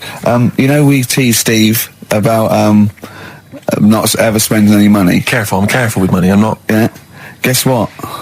He's treating it like, he's nurturing this, right? He keeps running off, right? In the edit, he's having a suit made, and he wants to be just right, because I reckon he's forking out quite a lot. He's having a suit made. Think of that, him. Let me tell you this, though. I don't want you thinking I'm getting all flash with my cash. It's very hard to buy off the peg when you're 6'7". So, it was a necessity. Carl, I don't want you thinking that this is the beginning of some new phase. Well, is everything you buy sort of made to measure? Or? No, I'm afraid if only I could afford it, mate. But, no, I'm off the peg generally, but... So what, like properly done and that? Just... Oh, yeah. It's the full thing. The full works. Got to keep going back for fittings. They got that little bit of chalk, the pins. It's where I had mine made, how good I look all the time. Did you have to have that, thing done where they say, what side do you wear your member? What side you dress? They don't say what side you wear your member. That would hardly be a euphemism, would it? So they say what side you dress, sir. It means what side your little John Thomas leans, doesn't it, on rest, usually to the left, isn't it? Your little left testicles. If I said to you now, what side do you wear? Hang on. Do you know? It would be left. It would be the left. That's what I mean. If standing there, right, with nothing restricting it or holding it in or holding it up, right? It sort of leans, your one ball is sort of like slightly back and lower, isn't it? And your little John Thomas rests there, so it's left. And the reason they ask it is so they don't put the tape measure up on the left and squash your willy or touch your willy. So it's nothing to do with like, well, you'll need a bit more room of sort of more material on that side, or... Well, no, I don't think they compensate. It's just when they stick that up into your groin, they don't want to come in contact with your. The thing is, I don't know what side I wear stuff on. I just sort of pull my pants up and wherever it wants to go that day. But maybe it's not big enough to sort of make any, real decision. But like now, I'm sat here right with my jeans on. I don't know where I am. Well, that's clear from hearing you talk. No, but what I mean is, if a fella said to me, "What side are you? What side's your member on?" Member. What is this the use of the word member suddenly? I'd go. Well, it's not. It's usually not appropriate. And also, I imagine in the old days they had big baggy pants. They used to sort of like hang down. And now, like with those stretchy boxers and briefs, it's sort of held up in a nice neat little parcel, isn't it? So it's probably not appropriate. It doesn't come in contact with your little snake. So, Did you ever? What, have you ever heard that? Are you telling me a tailor has asked you that and you went, "What do you mean, mate?" No, I've never. I've not really had one made to measure. I had one made when I was a kid. But since then, I've sort of bought a suit off the hook. But when you were saying about buying a suit, I know that question sort of crops up, and I don't know what the answer is. It just annoys me the way I don't know, there's no surprises anymore. Do you know what I mean? People know. What do you mean? He's going to go, right, I'm going to measure you now. Which side shall I measure? Go, well, potluck, go on, have a look. Right, there you go. Oh, you got it. You checked me out. What do you mean there's no surprises anymore? What are you talking about? Everything you say is a surprise. Everything you say, every opinion you have is a surprise to me. What I mean is, why aren't people just happy just to go, well, depends, doesn't it? I'll just pull the pants up wherever it wants to go. I'm happy. What do you mean? Why is this such a big issue? But Carl, when they ask you this question, they're not making a note of it somewhere. It's not statistical research to find out what the kind of common leaning is. It's a question so he doesn't touch it when he's using his tape measure. Just be careful. But he is being careful by asking the question. But what's wrong with him touching it anyway? If he's, I mean, it's only like a slight. Fair enough. But if he just sort of, knocks it a little bit, you can just go. Do that again? To me, it's the same as the prostate thing. It's just happening all over again. But the doctor doesn't go, what side's your arse on, sir? Trying to avoid the arse. He wants to go, he knows where your arse is, and he's aiming for it, and he wants to get it up there. He's aiming for it for a good cause. This little fella's going, well, I've got to measure his leg. I don't want to touch the knob. I'll just ask him, sir, do you mind telling me where your cock is so I can avoid it? It's a big difference. But like I'm saying to you, I'd have to have a look first to let him know. I don't know where it is now. I don't know. It could be the left, could be the right. Are you telling me you don't know where your knob is without looking? Well, what do you mean without looking? How could...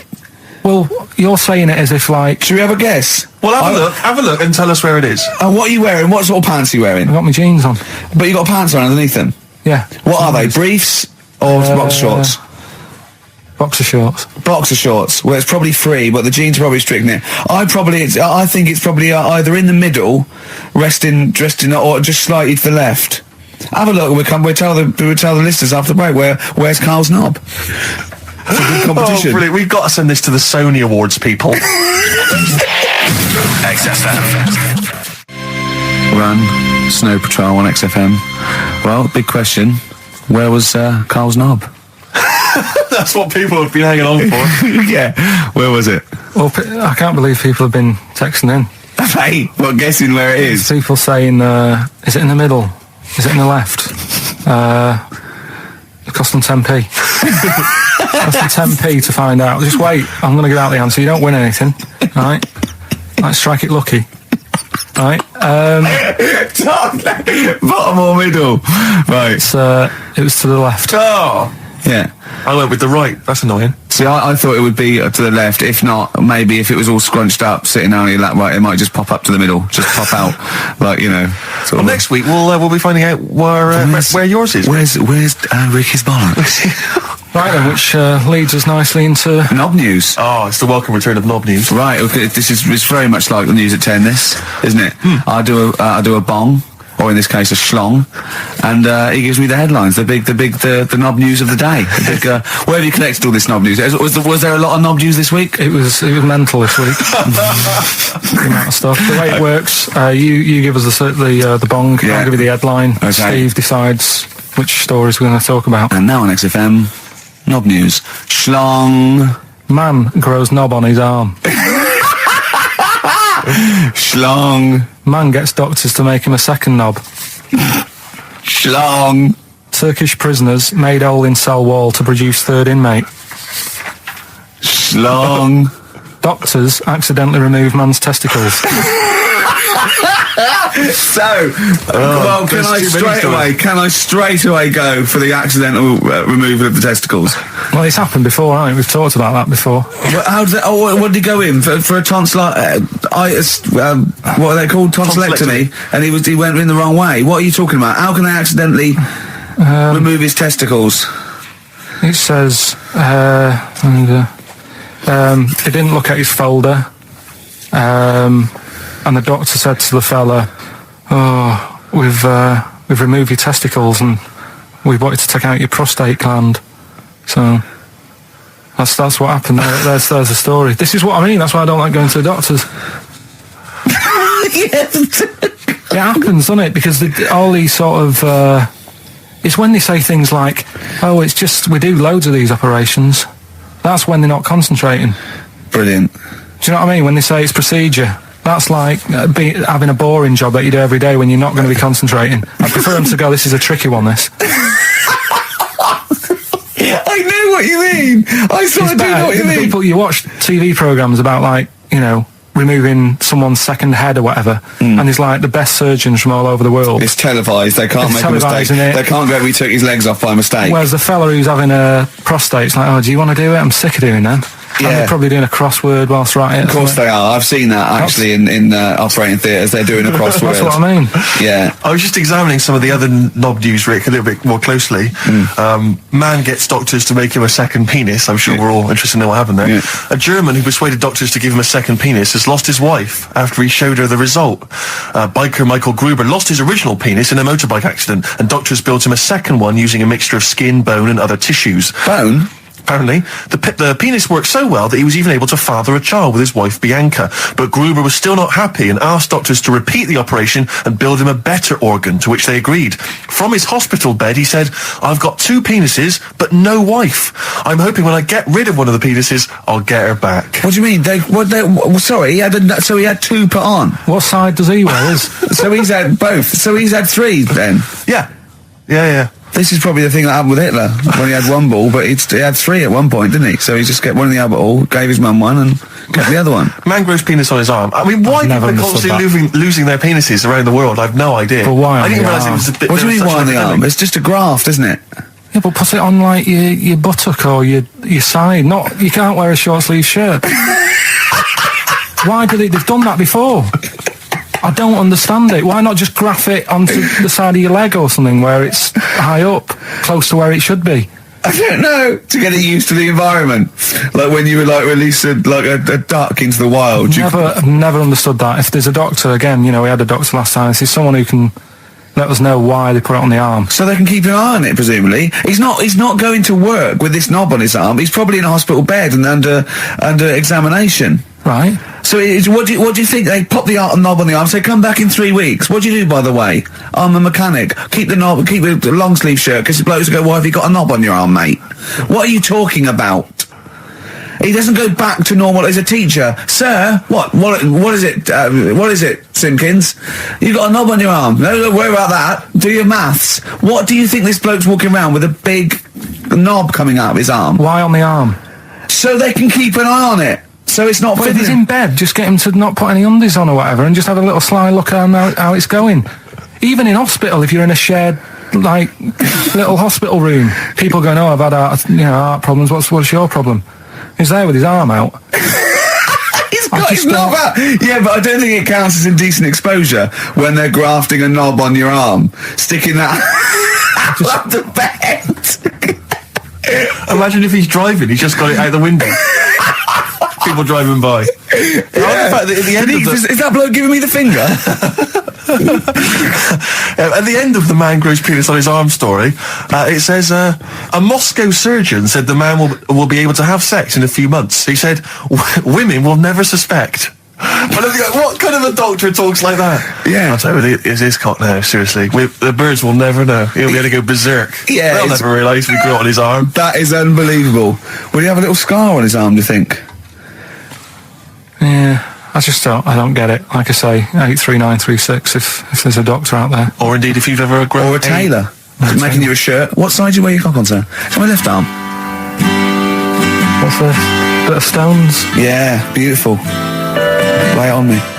Wild Horses by the Rolling Stones on XFM 104.9. Well, I think the listening public would have enjoyed knob news there. Oh. So, I mean, there was a lot of knob news this week. I was surprised. You know, I would have thought it would be hard sometimes to get knob news together, but... I would have thought it would have been part of a bigger news programme, but, I mean, I don't think we'd dedicate a whole sort of, like John Craven's news round. Yeah. A whole 5 minutes to knob-related news. Yeah. There was other news, was there, in the week at all? Carl, it wasn't just all knob-related, you didn't just research. Oh, they're the ones that sort of stand out. There was Christ on a crisp. Right, what's that? That's obviously a crisp that someone vaguely thinks looks a bit like Robert Powell. Yeah. Yeah, what a load of twaddle, yeah. There was a bloke who can blow up balloons using his ears. What do you mean? Look at him. Just, well, it's all connected, isn't it? That's, you're just redirecting it, aren't you? Pointless, though, isn't it? It is pointless. No, I'm sort of downplaying it like it's no big deal, but it is pretty impressive. It's not. When was the last time you blew up a balloon? Oh, I don't know. That's what I mean. It's not needed. It's not impressive. That's what I mean. That's why. But you could say that about any form of sort of like bizarre entertainment. I don't think you have to hang yourself from hooks. But a lot of people go and see Jim Rowe Circus. I mean, I wouldn't. I don't see the. But would you go and see that? What a man blowing up balloons did? No. If it was a mate of mine, I'd go do that thing you can do. To a group of new friends, I'd go, all right, then I'd get on with it. To me, it's below an average card trick doing something like that.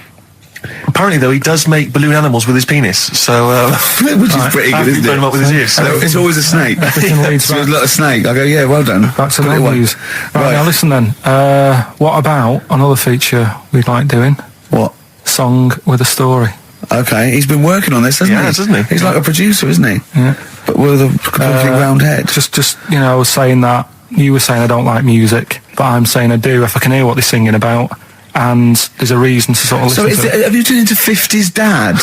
What is this? No, but it's nice to have a song where you go, I can't turn it off because I need to know how it ends. You know what I mean? It's like a mini... Right. It's like a mini film. You can't sit through a film unless it's got a grotesque in it. He can watch The Elephant Man because he's getting a glimpse of this... He's waiting to see the bloke's face. That's all he's waiting for, right? And so 3 minutes is about as much as you can maintain his... well, last week we did Babushka. Yeah. That woman dressing up, sort of tricking her husband, and it sort of backfires and that. Don't know how it ended properly. I don't know if they split up or whatever. But this week... There's no follow-up. Kate Bush isn't now penning the sequel. Right, go on then. So what's this week? Pinball Wizard. Right, okay. What's the story there? It's about this sort of deaf, dumb and blind kid. Right. Who's good at pinball. That's it. So I don't believe he would be good at pinball. But even if he is, it's a lot to give up, isn't it? Just for that. Well, he didn't give it up. No, but it's not like, well, you can't even say to him, not a bad news and that, but you're good at pinball. It's just a bit rubbish. I mean, does he even know he's playing pinball? Is what I'm saying. Do you know what I mean? And it's not hard, it's just moving the thing, just hitting the buttons hard. Yeah. It's not like, if he was good at Pac-Man or something, you go, oh, yeah. But it wouldn't scan, would it? Well, I mean, what were they thinking of? What were the Who thinking of when they wrote this? Well, let's have a listen to it. But, you see, now he's a Pac-Man wizard. It kind of works. Yeah. He's deaf, dumb and blind, though. Yeah. That's pretty grim, isn't it? It's rubbish, isn't it? Well, don't say that. Oh, that's all right, I can't hear you. No, but it is like, it's just the worst, isn't it? I can't imagine what that would be like. It's pointless. Like being a tapeworm or something, isn't it? It's just... No, but what I'm saying is, what sort of a life is that? It's horrible. It is a bit like being one of those creatures deep in the ocean. Well, look, can I just answer your questions? It must be terrible. Yeah, that's what I'm saying. Yeah, job done. But would you want a song about it? And, he's good at pinball. But it's not a real person. We were getting onto the realms of people with disabilities. But he is not a bloke that existed they sang a song about. Well, listen to it. Anyway, it's not a true story. I don't need to listen to it. Let's have a listen. Oh, okay. Pinball Wizard by The Who. A little song with a story there about a little deaf, dumb and blind kid. Thoughts, Carl? I just... it's depressing, like I say. I don't know why. Is he enjoying playing the game? I don't know. Let's get Pete Townsend on the phone. Carl, what are you talking about? I'm just trying to listen to the lyrics, right? Deaf, dumb, blind kid. He can't hear no bells and bells. He can't see any flashing lights. He plays by sense of smell. Now, I'm pretty sure that isn't a scientific document Pete Townsend is reading out there when he wrote this song. He's making it up. But the thing is, with all songs or stories, there's got to be a little bit of realism to it. Well, do you know what I mean? Why bother putting money in it? Just let him hit the buttons if he's happy. That's true. That's a fair point. That is a fair point. That is a fair point. Yeah. That is great. Yeah, well, I think you've made Daltrey and Entwistle and the whole crew look fools. Yeah, they won't get fooled again. Yeah. Nice. I mean, of all the things, I mean, it is horrible. We're not, like, having a go. This is what I always worry about when we play. But at the end of the day, that's what he's singing about, so we're not having a go. No. And it's not a real person. It doesn't really exist. I say again, it's a fictional person playing pinball and always getting a replay. Okay? This fella's saying that he's good at pinball. He's played from Surrey to Bromley, but there's this little deaf and blind kid. He can't believe it. He cannot believe it. If you had to lose something, Steve, right? It wouldn't be money. That's fair enough. Your sight or your ears? What? That's too much. I can't decide. That's too painful. Sight or your ears? What about you? Intuitively, it would be hearing, because I couldn't... No, I think it's got to be sight for me. Yeah. Well, you're always together, so that's all right. Anyway, listen, is it almost time? Well, I've got to ask Carl. I'm sorry, I've got to ask Carl. I'm sorry, go on. Carl, what would you rather be, deaf or blind? When does this question ever really come up? When the doctor goes, well, listen, you've got well, we can either lose your eyes or your ears. It's up for you. This is never a decision that has to be made by anyone ever in life. But go on then, would you rather be blind or deaf? It depends where you live. So. I'm not even sure these are PC terms, blind and deaf, anymore. Would you rather use your sense of sight or sight of hearing? Depends where you live. What do you mean it depends where you live? Well, say if you lived in, like, a barren sort of, Africa or whatever, right? Now to sea, right? Sure. So you could lose your sight. Sure. But if you lived in a woman's locker room... Well, if you lived in... Quite noisy. Yeah, it's quite noisy. Stop banging that door. Yeah, I'll have my sight, lose my hearing. But if you live in, like, New York, loads to see, but a little bit noisy. Sure. So... Perfect. That is a brilliant answer. Unbelievable, once again. Can we have monkey news? This show's like one long monkey news, isn't it? When you tune in to hear Karl Pilkington. I don't know. I'll tell you what, why don't we play a little short track? Right? What was short track? What? What is it, Steve? It's Green Day. Green Day. Play a bit of Green Day. We'll cram in the monkey news. We'll play the ads. Justin's here. That'll be that. Right? Go on. That's what we'll do.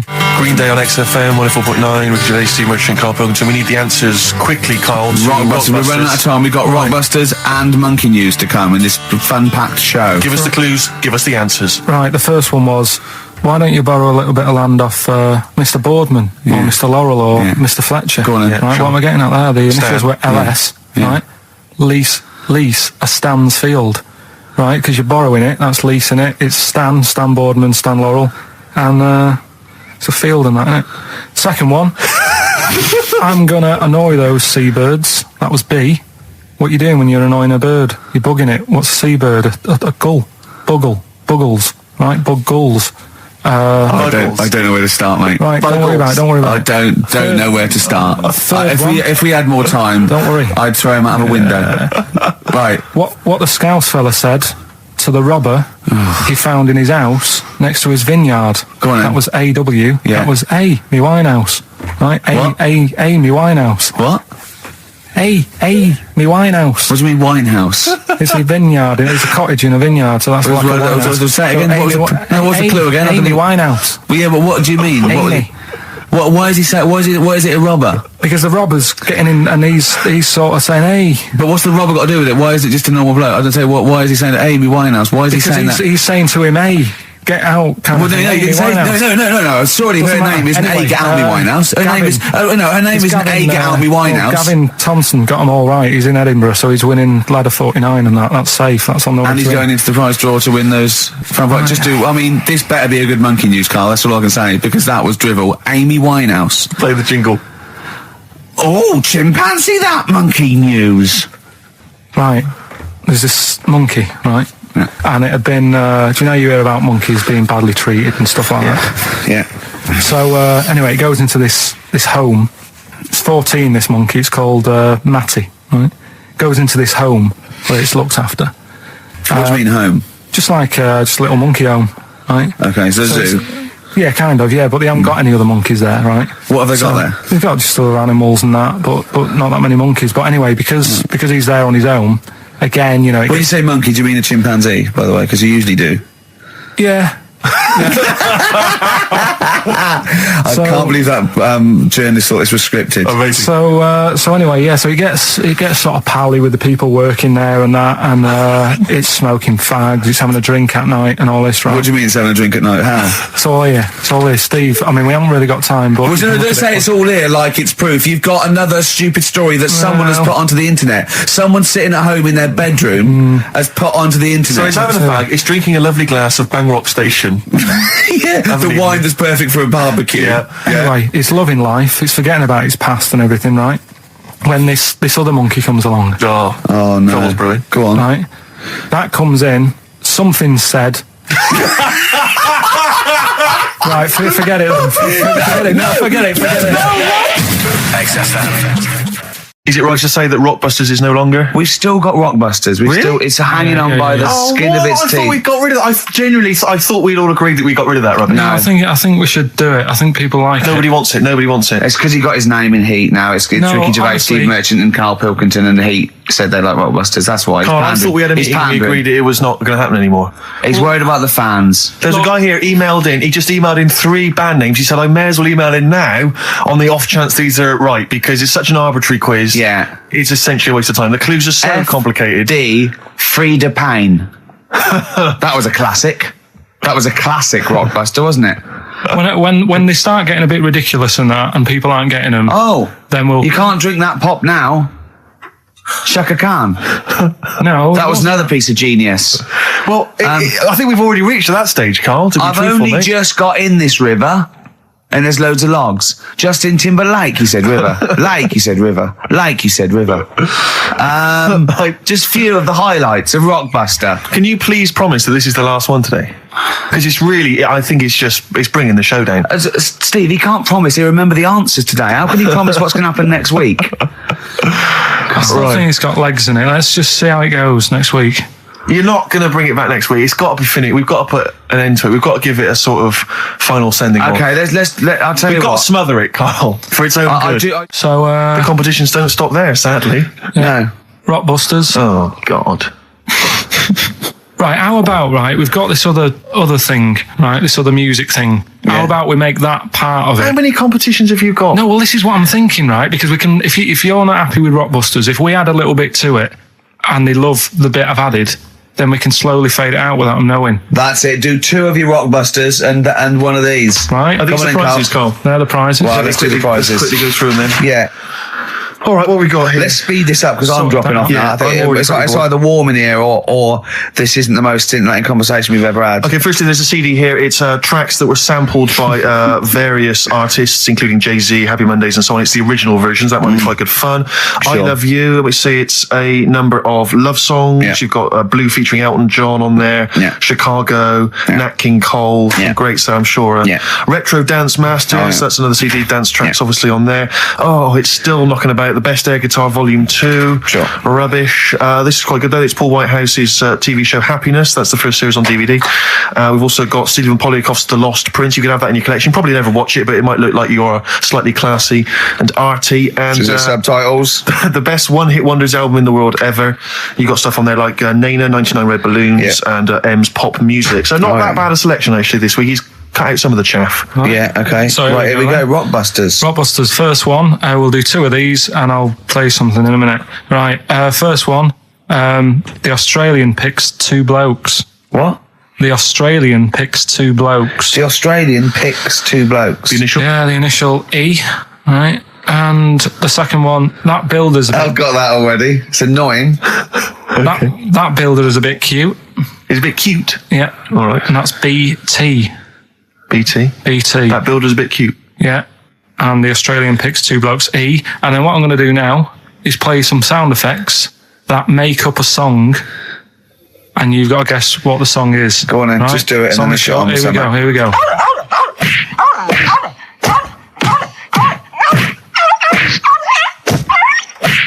There you go. So what song's that? It's sort of an XFM type song. Well, that's great. So I should just clarify that the first 2 are band names or artist names, but that's the title of the track that we want there. Yeah, that's right. It's so confusing. No one's ever going to figure this out. They will, though. They will. They'll do it. Ricky.Gervais at XFM. Hey, listen, we've got the best fans in the world, Steve.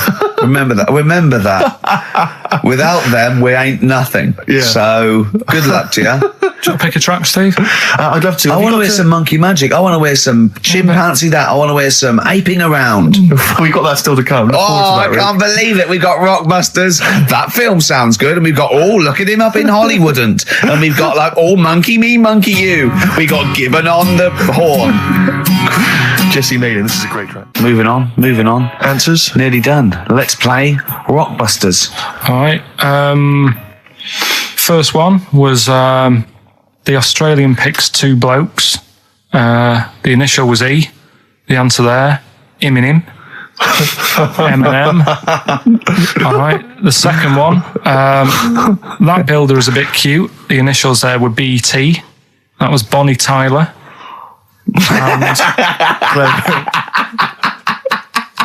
And then we introduced a new bit to the show. That song sounds all right. These were the effects you heard.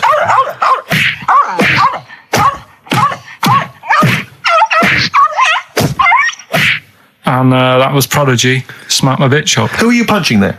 And could I just say, no animal was harmed in the taping of that effect. There you go. No. Right, so have you got a winner?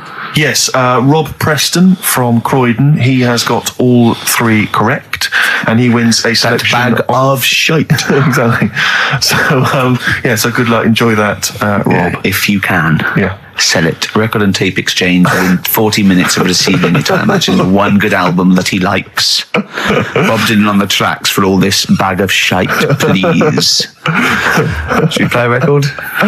Absolutely. Can I just ask now, what are we thinking with Rockbusters? Are we sticking with this, or because I really thought we'd cancelled it? What about that format we've just done where there's like 2... This is another off-air discussion, I think. Well... I just feel the listeners should be able to contribute. They do. Yeah. They phone in and say, the show's rubbish, move on. Can we experiment on Carl? I'm a doctor. Yes. Yeah. Okay. We've got Rockbusters. That's Have we? still going no strong. feelings on that. No, but he's said he's going to buck his ideas up. Oh, do you want to go on with the other prizes with what we're giving away later? What is this for Rockbusters? Well, we don't give away prizes, we throw away prizes. Yeah, it's cleaning out some drawers at XFM. Go on. I'm just having a quick look through before I... Because we sort of revamped Rockbusters a bit. There's that extra bit in it now, isn't there? That audio bit. You're selling it, your big sell. We're not going straight into that yet, though. There's a DVD. There's a DVD there. What's that? I'll go through them later, Rick. I just need to absorb it. Don't get excited, mate. Rockbusters, Carl?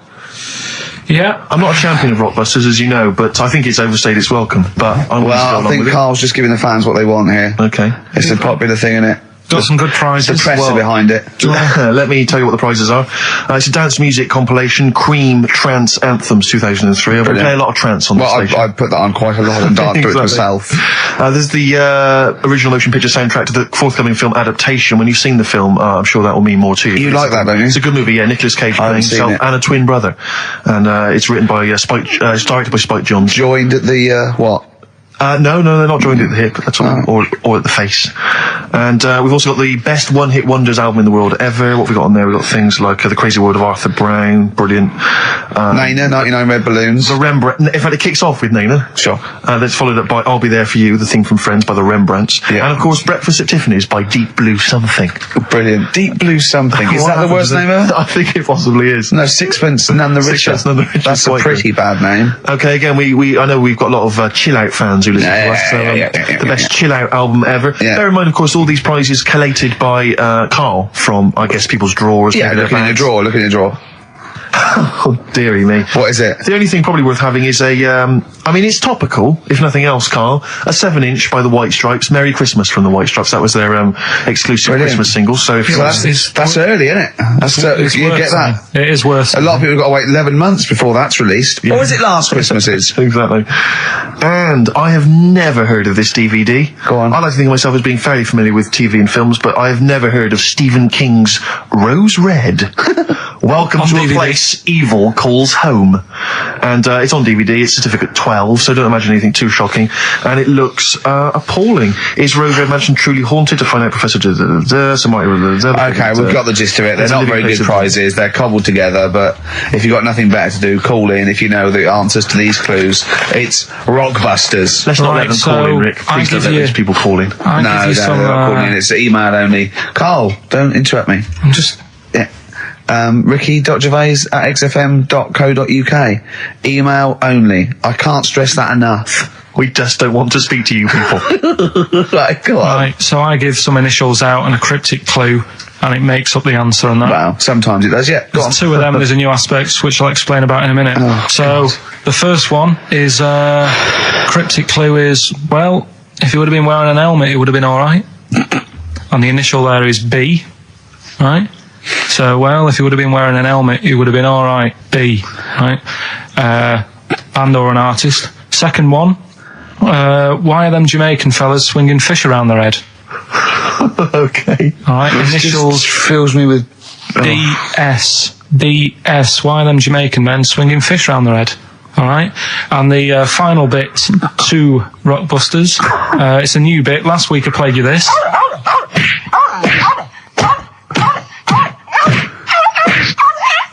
His face goes along with it. That's someone beating up a dog. That was Smack My Bitch Up, right? So here's some sound effects and that, and they make up a song.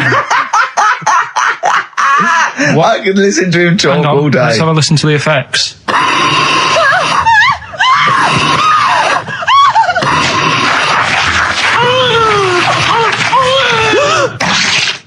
That's terrifying. Right, I told you not to play that one. It's rubbish. No one will get that. Well, we'll see. I heard that. I can't always say one thing. I said it's rubbish. No one will get it.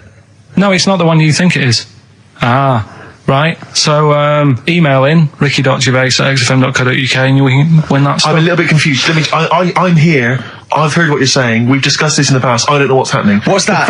Is that a clue? That's a cryptic clue. That's screaming to a song, is it? It was screaming. Well, don't say it. It should stand up by itself. Don't give them any clue. Hang on a sec. So this is the name of a song. It's not a band or an artist. Yeah, that's so the first two are bands or artists, and the last one is the name of a song. I said we should abandon this. I said we should just pack it in. What, the show? Yes. So Rockbusters then. Yeah. Get these out of the way. We're running out of time now. I have to say now that we've had no answers that have attempted even to guess all three. Right, you see, that's because you're an idiot. Right, okay, right. Do the question. Do the questions and the answers. And if I think that it's either too hard or ungettable because it's stupid, we're bidding it. All right. I thought we'd already been. I'm annoyed that. Right, come on. Do it quickly. The first one was, well, if he would have been wearing an helmet, it would have been all right. Right, what's the answer? That was B. What's the answer? Busted. Right, that works. All Busted. right. That's fair enough. Did anyone get that? I assume some people got. No. People have given up, Rick. People aren't even bothering to contribute. Right, what's the next one? They've just ignored it like it never happened. Busted. Second Busted. one. Busted. Why are them Jamaican men swinging fish around their head? Go on. That was DS. Yeah. 70s band, Trout Spinners.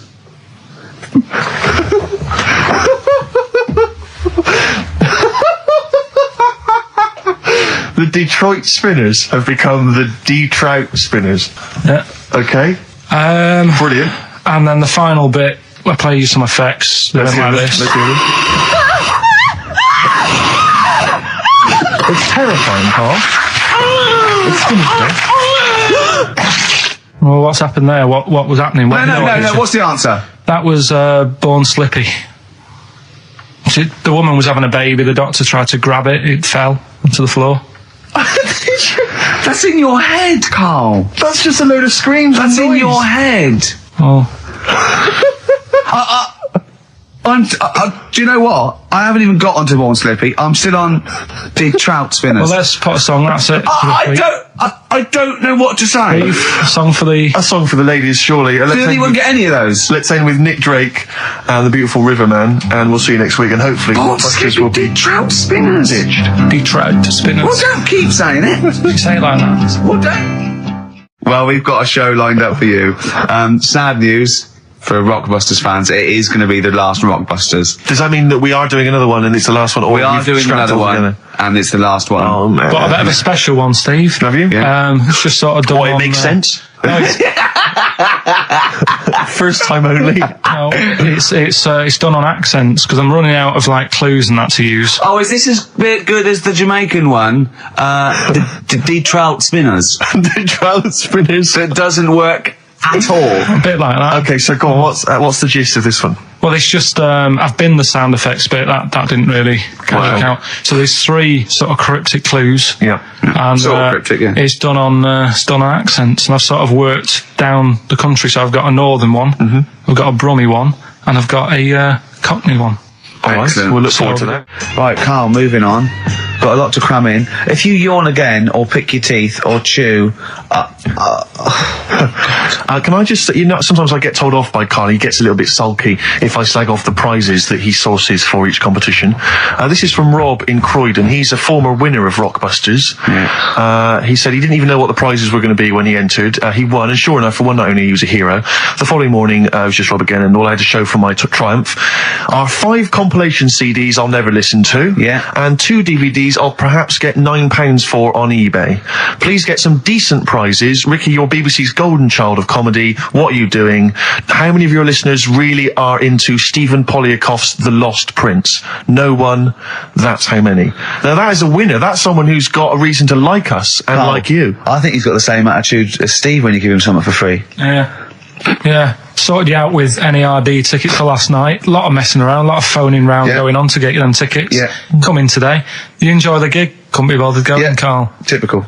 Yeah. I didn't say I couldn't be bothered going, Carl. You just assumed that was the case. You're right, but the point is this, Carl. Once you've given me the tickets, they are mine to do with as I see fit. The thing is, what annoys me is, right, I bet he hasn't even listened to them CDs. He might find something on there. That's his point, I think. Yeah, to be fair. But I don't want to give them stuff that's too good, because then they'll listen to CDs instead of XFM. Of course, there's always careful planning. So you always got an answer. Oh, Carl, you're my hero. We don't care, do we, Carl? Well, I think the prizes are all right considering what they've got to do. Do you know what I mean? Yeah. Right. It's just a bit of fun, for God's sake. So please do not blaspheme on air. We got a crack on here, XFM 104.9. We've got to get in Rockbusters and a couple more tracks. Ricky Gervais, Steve Merchant, Karl Pilkington. Carl, go for it. This is Rockbusters, the last ever Rockbusters. Right, yeah, it's a accents special one today.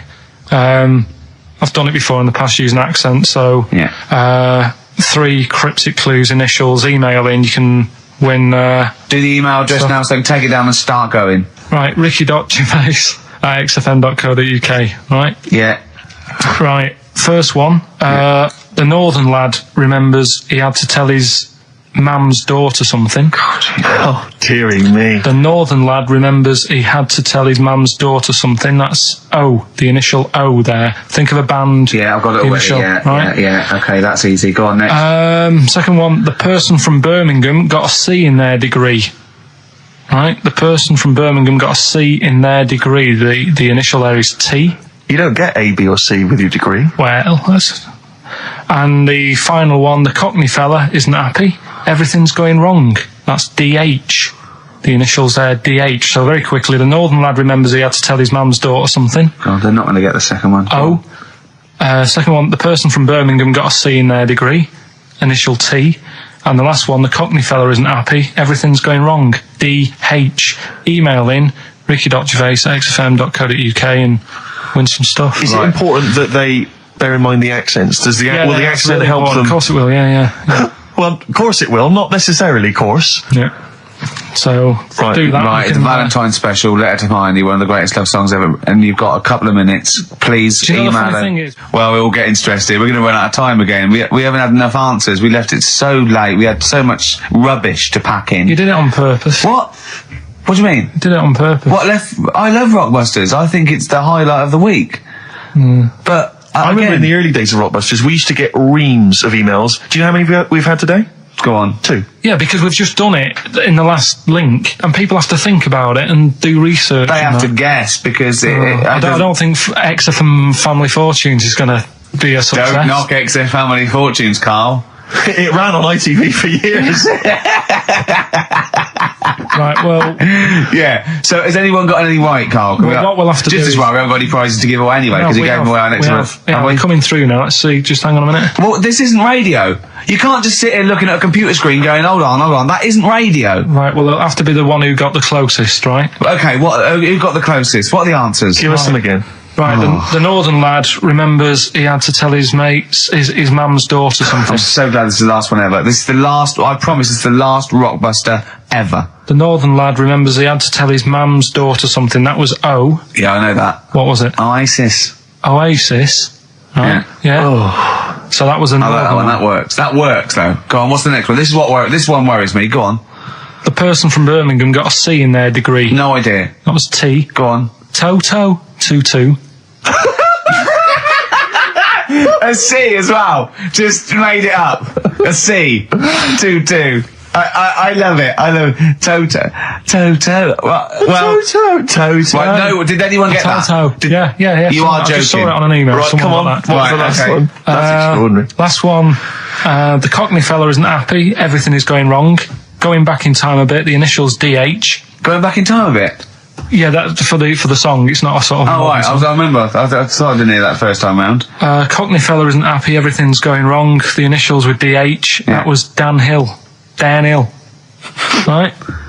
Dan Hill. Nobody got that one. That's a tricky one, but...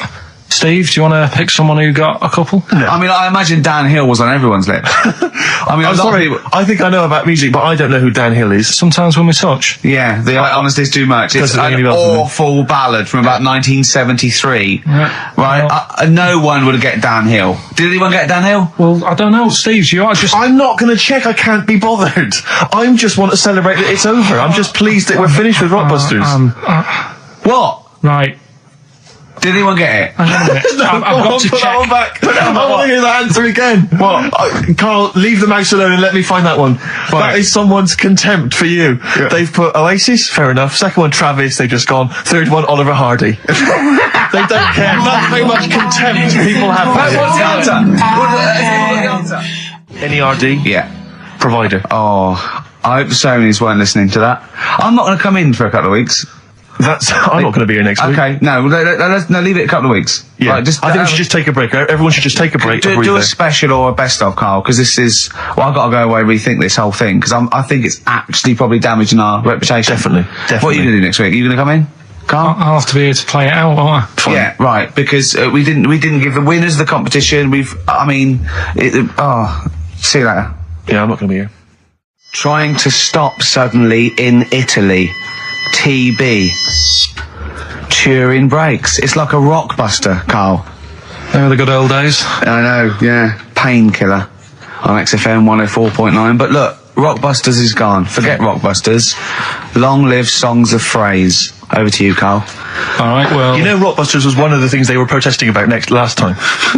that was why I just had to listen to them. They just kept stopping me in the street as I was trying to get to the tube. You've got to stop Rockbusters, it's run out of steam, they said, and I'm glad. Yeah. That's why they always do it on a Saturday. Yeah. They make their way to Leicester Square for 3 o'clock. Yeah. Because I remember saying to you about Einstein, who's thinks clever, you weren't impressed with it. I said Einstein, and you went, this is a quote, you went Einstein, well, yeah. Now, I've never needed... You got it wrong. You went, I've never needed MC squared in my life, but the fella who made the video recorder, I watch one a week. Yeah. Right. Brilliant. And it's the fact that everybody's got one good idea in them, right? Like Newton said about the apple. Yeah. I did Rockbusters. yeah. Right? And there was this thing that was on the website. Right, anyway, what I'm thinking is Rockbusters coming back for a bit. What? What are you talking about? He likes my idea, he likes my characters, he doesn't like that idea. If I what, Carl? No, I was going to say, if I came up with...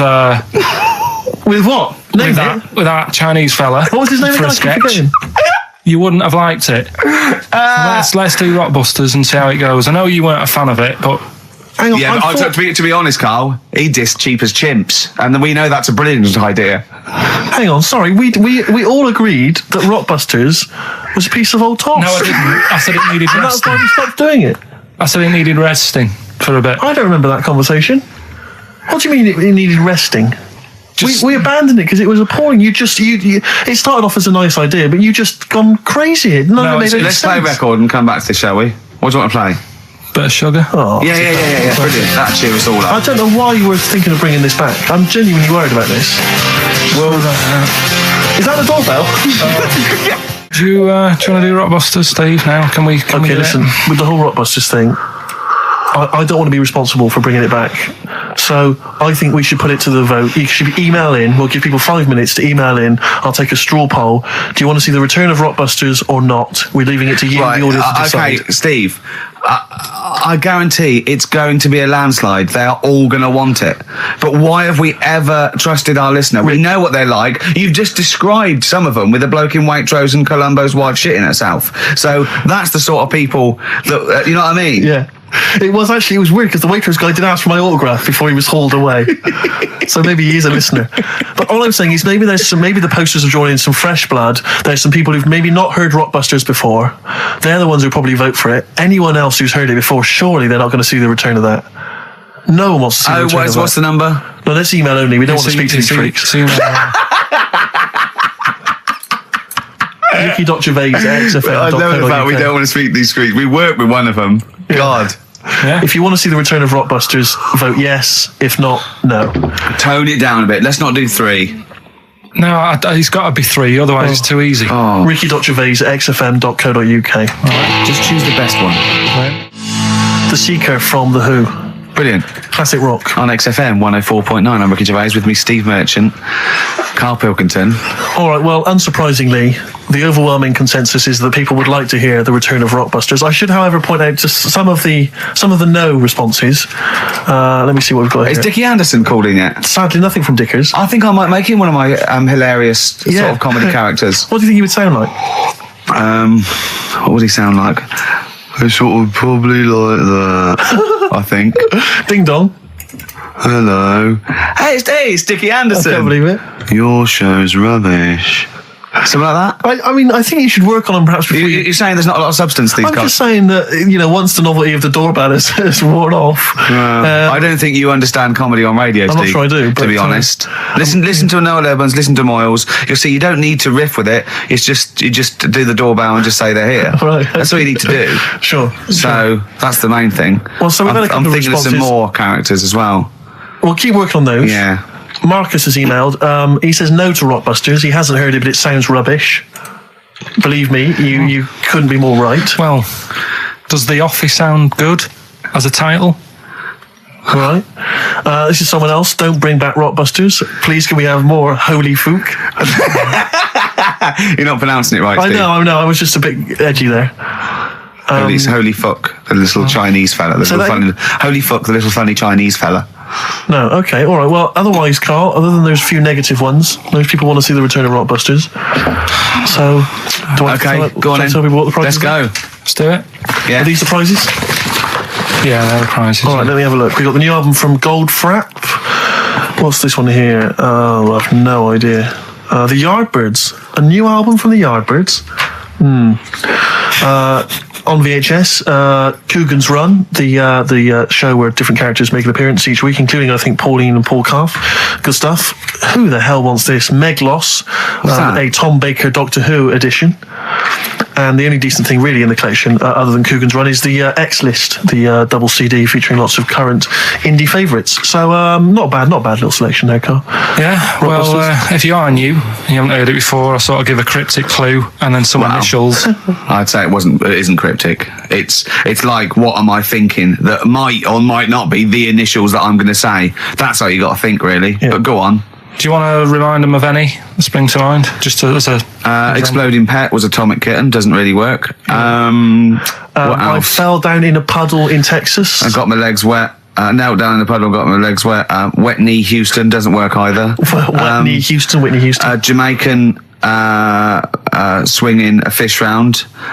D-trout spinners doesn't work in the slightest. Doesn't work in the slightest. That's how they work. So it's 3 of them. You email in. So here we go then. Number 1, the gingerbread man has only got 1 leg. Right? The gingerbread man has only got one leg. Got the it. Initials there, LB. LB, right? Okay. Second one. These people from the East Midlands swear a lot. All right? These people from the East Midlands swear a lot. These people from the East Midlands swear a lot. The initials TTD. Right? And the third one, have a holiday in Italy. Right? So you've done 3 then? TB is the initials on that one. So quickly again, the first one, gingerbread man's only I got that one as well. I got that one. I got 2. These people from the East Midlands swear a lot, TTD. And the third one, have a holiday in Italy, TB. Email in with what the songs are and you win that stuff. ricky.gervais@xfm.co.uk. Hang on, it's not the songs, it's the artists, isn't it? Yeah, just... Oh yeah, like he said that. Yeah. Okay, fine. Email only, please. ricky.gervais@xfm.co.uk. So we got that going. Yeah, looking forward to the answers on that. Bit of feeder would be good, wouldn't it? All right. I love this. Forget about tomorrow. Feeder on XFM 104.9. We've had a response from Dickie Anderson. Dickie Anderson, our number 1 fan, although not a man who's, he's not afraid to criticise constructively. Yeah. And he's simply emailed in, surely your show is bad enough without bringing back Rockbusters. A valid point. Placebo and Bitter End. I don't want to contradict you, lads, but it's not. We've got a full hour to go on the Ricky Gervais show on XFM 104.9. I am Ricky Gervais, the aforementioned Ricky Gervais, with me, Steve Merchant and Karl Pilkington. Rockbusters. A Forest, The Cure, XFM 104.9. Good track, isn't it? Oh, yeah. Going all the way back. All the way back there. Wow, Rockbusters. The results. You've had a few real proper answers, I hear. So either I'm wrong or people do think like you. I've got 2 of them. What are the clues again? All right. First one was the gingerbread man has only got one leg. I got that. That was LB. Limp Bizkit. Right. Yeah, the that third works. The third one that I think you worked out. Yeah. Have a holiday in Italy. Cheering Breaks. TB, Cheering Breaks. Yeah, this is the one I can't get. If there's a reason why I can't get this, we're not doing Rockbusters. Can I give the answer to this one? Yeah. What's the clue? The clue, these people from the East Midlands swear a lot. Yeah. TTB. TTB. The answer? TTD. Yeah, go on. Give the clue again. These people from the East Midlands swear a lot. Tourette's Trent D'Arby. Right, you're never doing Rockbusters again. Tourette's Trent D'Arby. Right, you're not doing it. You're never doing. You've blown it. You see, you sneak that one in. Yeah, but I always like to sort of give 2 that, are fairly easy, and then you sort of work out the men from the boys then, don't you? Yeah. Well, I mean, if I'd have done a character called Tourette's Boy, friend of the little Chinaman, and it went ding dong, oh look, it's Tourette's Boy, friend of holy fuck, holy fuck, you'd have been annoyed. Do you know what I mean? Oh, who's your mate, Tourette's Boy? Holy fuck. You'd have been annoyed, wouldn't you? Is that a character from Lenny Henry's show? I can't remember whether it's Chris Moores or Lenny Henry. Yeah, one of them. Anyway, the winner, lucky old Richard Perks from Birmingham. He's listening presumably on Sky, and so nice to have him listening. And that's Richard Perks. He's got those answers, all of them right. In fact, most people seem to get Terence Trent D'Arby or Tourette's Trent D'Arby. Well, I think that's offensive. If you want to complain, what's the number? What did they write to complain about that? Using the same person you told people to write to and tell them I was a knobhead and shouldn't be on the radio. Last week when I was away. Did anyone do it? I think a few went through. Did you listen to the show? I listened back to the recording of it. Did you get any emails before you listened to the show? Yeah, when I got in. Did it upset you? What sort of things was it? Just stuff, I can't remember. It was weird because there was like a few of them in a row and I just thought, what's happened here? Yeah. Because we said that, because you weren't here. So what did you say? I just said phone in. We had a couple of genuine emails that liked the show, didn't they? Yeah. And I said phone in and leave messages or email Andrew Phillips and Karl Pilkington and just say the show was great. The show was brilliant without him. But they went a bit too far, did they? What did they say then? Oh, I can't remember. I mean, it doesn't bother me because I'm not bothered what people say, am I? No. Do you know what I mean? No, you don't care what you say to people either. Poor little Robin, he looked crushed. Whatever. Whatever. Well, it doesn't matter because he's doing well at what he does. He couldn't even hitchhike home because they wouldn't stop because his thumbs didn't show up. He was waiting there for ages by the side of the road. Do you know the difficulty he has buying gloves? It's murder for him. He wears little oven gloves from like Wendy houses. He has to wear Barbie oven gloves. Yeah. Oh. Right, so so the winner there, Richard Perks in Birmingham, if you could just email him with your address. There was another winner, wasn't there? What was his name? There was one person who got all the right answers, and there was almost a winner, but his name was Peter Kay. And I like Peter Kay just coming second, so we gave it to Richard Perks. Yeah. Peter Kay. Let's play a record. Radiohead. There. XFM 104.9. Ricky Gervais, Steve Merchant, Karl Pilkington. Right, Rockbusters. Well, you shot yourself in the foot with that. So, Tourette's Trent D'Arby. Amazing. I mean, what did you think of first? His name and what words you could put in there? I normally sort of just go through a Guinness Book of Hit singles and go, right, who can I do? Right. You're giving away a lot of. I mean, you're an enigma, Karl. I wouldn't give away your workings. I mean, because then everyone will be able to do it. And what you've got now is a gift that people can't really tap into. Do you know what I mean? See, that's what Lenny Henry and Chris Miles' mistake. See, I've sort of worked out how they do their comedy, and I'm doing it now.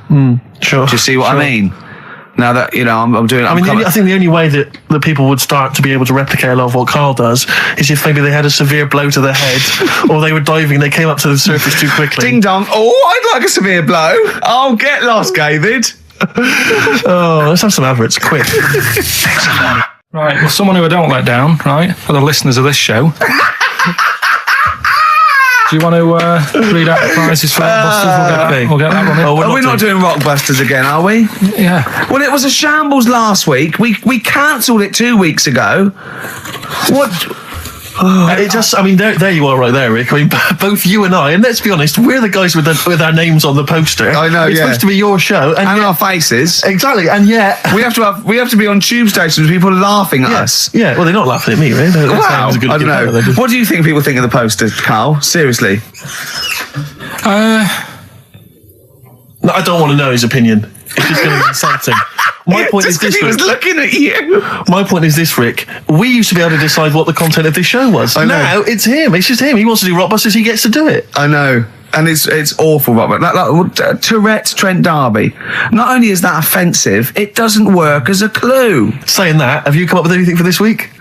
What's the prizes? Oh, we got the prizes. We've got a brand new XFM, stylish XFM DJ bag. That is actually quite nice, actually. Yeah, we've got in there a 12-inch from the XFM remix album. This has got The Cure on there and the Prodigy remixes from them, which is quite handy. We've got a little mouse mat there with the XFM logo on. And here's what everyone's waiting for, the CDs and DVDs. Yeah. Once again, the X list. This is the compilation that XFM have put out. It's actually very good.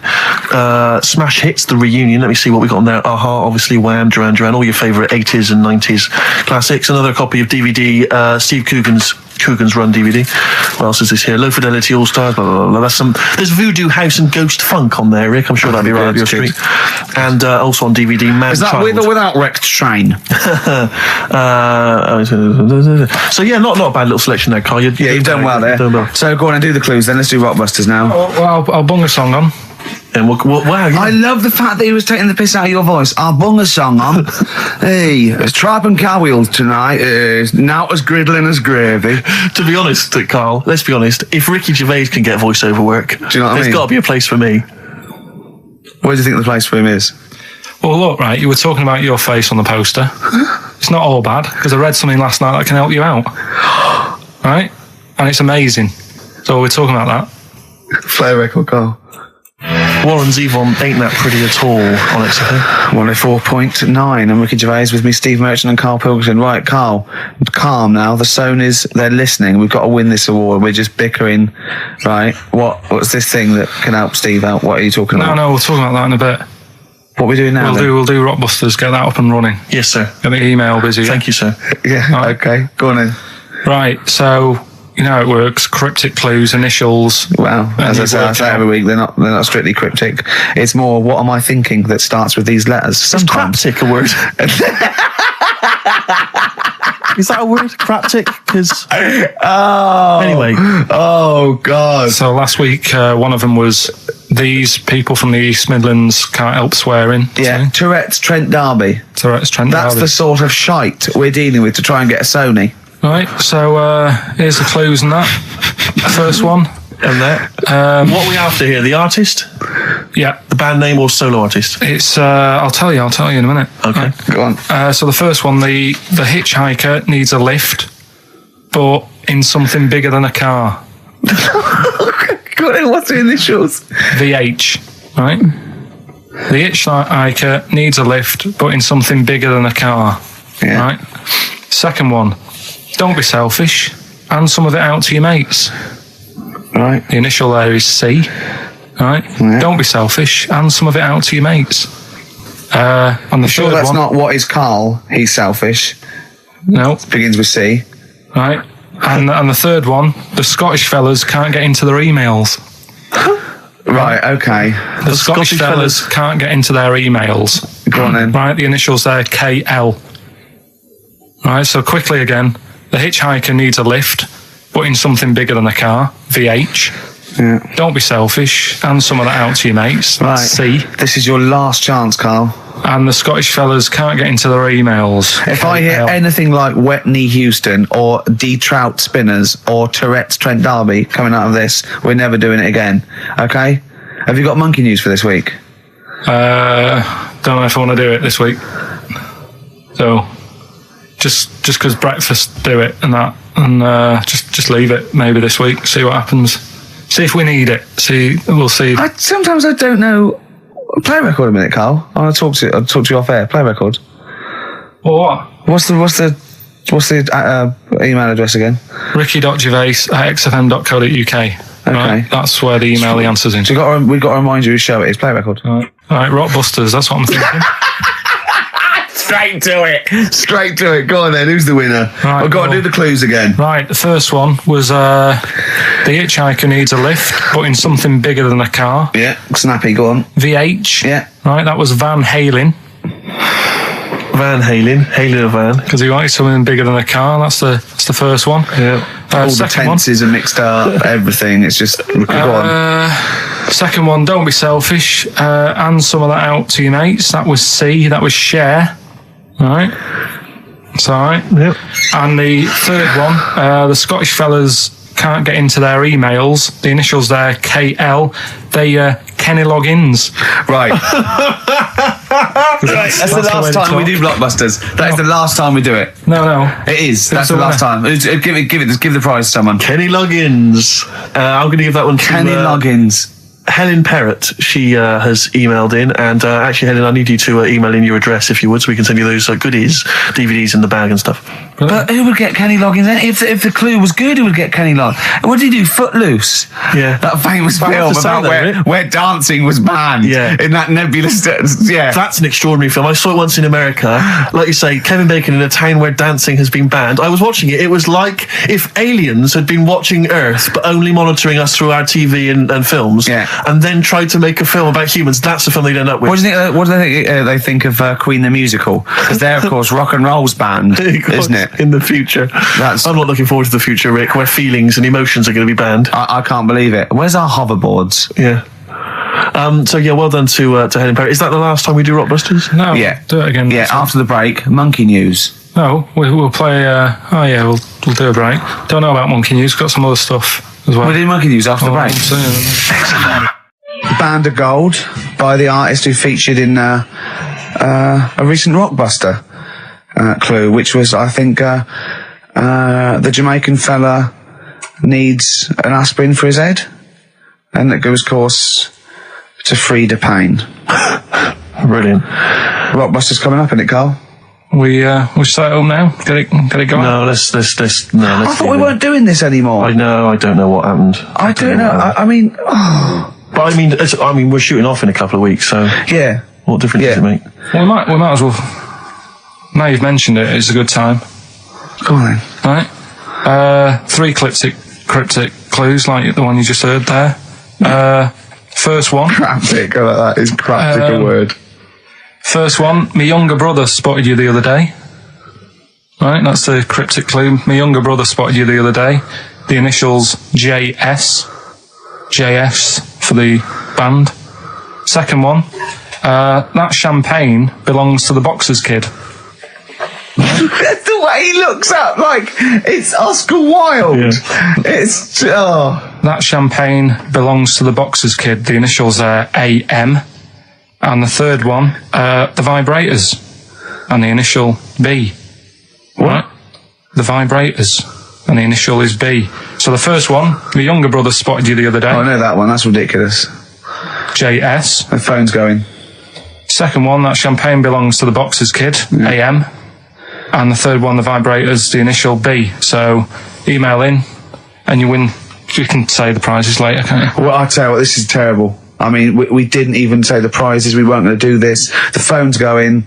Look at the phones are going mental. All right, well, Carl, did you ever do paintings and drawings at school and then bring them home and your mum put them on the fridge? no, not really. I never brought them home. Or did you just screw them up and throw them in the bin? I just left them at school. Yeah. I've never had a bag. All right. We should give the Rockbusters clues again, one final time before we give out the answers. And I should mention the prizes as well, if you still want to enter. We've got various things, a couple of CDs, a smash hit CD. Like looking into a mirror. Let's move on from that. Club Anthems 2003, Strange and Beautiful. Eh? I hate being nude anyway. Why? What do you mean you ain't being nude? It's not normal if you walk about. Do you walk about the house with it out on? No, because we've got windows. Yeah, but alright, with the blind shut or whatever. Well, I have a bath. No, but say like with Jane and that. Are you happy walking about? No, just think, no. I'll walk around in my pants or a towel. I won't purposely walk around nude for the sake of it. No. No, I know. But I in the morning I don't mind when I get up. Yeah. Go for a shower. But I don't sort of flaunt it about. I just wondered if that's normal or. Well, no. What do you mean? Is it normal? If there's no one can see you, then No, like, but your girlfriend's in and that. But what I mean is, it's like you can put a pair of pants on, can't you? Do you know all I'm saying is? Well, put Steve's on if you want. Yeah, for 30 quid. What do you want to do? Do you want to put a pair of pants on now? No, it's just like you're asking me to do it for a pen. What would you do, right? What would you do, right? If you did that thing with Steve and you left your pants in there, you went and you put his on, but it was sort of like it was damp. Right, so Rockbusters then, we'll get this out of the way, right? So the prizes, Carl, mentioned there's a number of CDs. We've also got Wild Weather, a fascinating, it looks like 2 VHS set about weather, about various weather conditions around the world. That must be selling like hotcakes. Sean Lloyd could be in that now. Yeah, indeed. And also signed by Norman. It's Fatboy Slim's Big Beach Boutique. That must have been troublesome for the station that has close ties with Norman to get hold of, but well done. And that's Fatboy Slim, Big Beach Boutique. So yeah, there's a number of not bad prizes to give away there. And the clues were, Carl? First one was my younger brother spotted you the other day. The initials JS. We had that champagne belongs to the Boxers Kid. That was AM. And third one, the Vibrators. That's rubbish, that one. And the initial B. We'll give away the prizes and the answers next. What, we going to play a record, or what we got coming up? We got Monkey News. Yeah, we got that. We've got loads, too numerous to mention at the moment. We've got any adverts? Got some of them. Oh, brilliant. Cram them in later. Excellent. Look forward to that. Joe Jackson. Good track. Good tune. Well, it's on. Different for Girls. Joe Jackson on XFM 104.9. A retro cut. Bit of Monkey News would be good, Carl, if you got that. We're struggling here. We're struggling, Steve. Wait a minute. You say that, but wait a minute. The answers for Rockbusters are coming up right now. So you thought people were turning off? Oh my God! What have we done? We've done Take My Shoes Off for Money. Take My Shoes Off for Money. We've done that. We've done oh, look at these funny postcard breasts. And we've done We Didn't Win a Sony. Coming up, regular features. Jeez, we got nothing, have we? Come on. Sometimes it's good. Come on, Carl, save us. You've got to save us. So Rockbusters answers, and are we doing them now, Steve? Yeah. Right. First one, my younger brother spotted you the other day. Yeah. The initials there, JS. That was Junior Senior. Right? Yeah, good. I'll give you that. Second one, that champagne belongs to the Boxers Kid. That was AM. That was Alison's Moye. Alison's Moye. Alison Moyet. Sorry, just give us the clue again. That champagne belongs to the boxer's kid. So Muhammad Ali's son. Yeah. Right, Alison's Moyet. Yeah. Brilliant. And then third one, always an easy one in there for everyone so they can take part. The vibrators, the initials B, that's Buzzcocks. You can't say Cox. That's why we win the award. That's why you can't say Cox. Have we got a winner? We have indeed. I chose him because his name amused me, which is a bit harsh. It's not Mr. Tits. No. Gerald Preston. Sorry, Gerald. I don't know why that tickled me. It's so unfair. It only tickled me because it's not funny. There's so nothing unfair. funny with Gerald Preston. There is nothing funny. I think it was because it sounded like it was a man of a different generation. I think that was why Gerald Preston. It sounded like... That's terrible. I know. Right, Gerald, there's nothing funny about that name. There's nothing funny about the name. Steve just made me laugh. He knew. I don't know why that made us funny. It made us laugh, but it just tickled me. But Gerald, whatever you think of your name, don't worry because these prizes There's including nothing funny Fatboy about Slim. Gerald Preston. I don't know, Gerald, if you're a fan of wild weather, but you've got a 2VH set coming to your way, so you certainly will be interested in extreme weather conditions by the end of that, I would have thought. Plus some arbitrary CDs. So good luck, Jerry. Oh dear. Excellent. Right, brilliant. Good. That's that sorted. Right, let's have another tune and then maybe some monkey news. Yeah. Right, Rockbusters, what have you got for us, Carl? Right. There we go then. 3 clues, 3 cryptic clues, couple of initials. Email in ricky.gervais@xfm.co.uk. Win some stuff. Do you want to go through this stuff? Yeah, you get them. You're definitely improving yourself as weeks go on. We've got a 3 CD set of the best of Inspiral Carpets. How they've strung that over 3 CDs, I've no idea. Yeah, I know. Extraordinary. A number of other CDs, all of which are okay, plus a T-shirt and a copy of Marion Jeff Series 1 on DVD. Not bad at all in an XFM bag. Right, he's noticed X-Men 2 isn't there because it's not out yet, but it is at the cinema, so I think Hayley should go with, what's his name? Shut up. Okay. Right, go on, Carl. Right, the clues are, clue 1. They're having problems. This is right, brilliant. Rockbusters. This is what we've been in for. I tell you what, I think Foxy was really soft on us. I think he's... Oh, go on. This is what we're tuning for. Okay, so this is clue 1 again. So go on.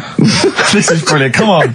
This is like Who Wants to Be a Millionaire? Class. Come on, Carl. Don't worry about him. He doesn't understand radio, Carl. I heard his show before we had us. He was doing it. It sounded just like Dr. Fox. Yeah. Right, go on. Clue 1.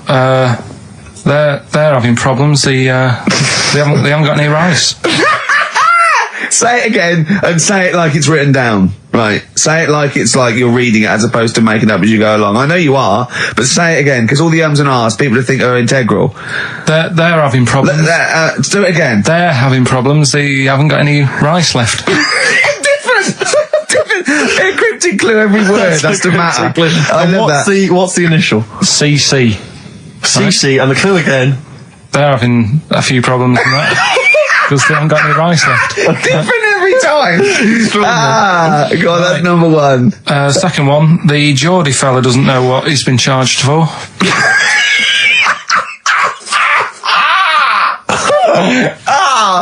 Okay, and what's the initials there? DW. The Geordie fella doesn't know what he's being charged for. Right. And the final one, if he had 2 bricks and he had to throw them at 2 women, right? Stop! Right, you've got to go through this without going, right? Just do it again. Just say it again. Think what you're going to say, then say it. I had 2 bricks. No, it was if I had before. Well, I've got... Stop it a minute. Stop, because I'm going to burst. Right, Carl, work out what you're going to say and say it. Right. Okay, just calm down. We just everyone calm down. Okay, right. I had 2 bricks to throw at 2 women, and I didn't hit either of them. Right, okay. The initials MM. Right, so quickly again. They haven't got any rice. I've got that, and it's brilliant. That is a brilliant one. Okay. Right.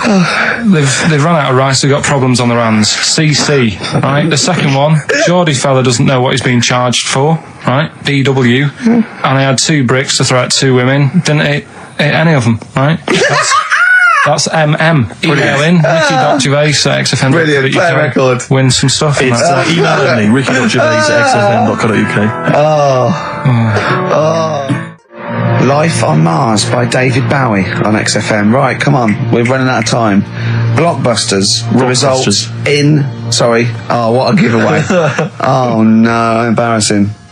I've given it away. Straight into monkey news. Go on so, Rockbusters, what were the clues? The clues were, the first one was, they're running out of rice, so they've got problems. That was CC. That was China crisis. Right? Okay, yeah, if they ran out of rice in China, it would be a crisis, fair enough. Second one, the Geordie fella doesn't know what he's being charged for. Right? That was Bill Wyman. Brilliant. Yeah. Brilliant. And the third one, I had 2 bricks to throw at 2 women, and I didn't hit either of them. That was Mister.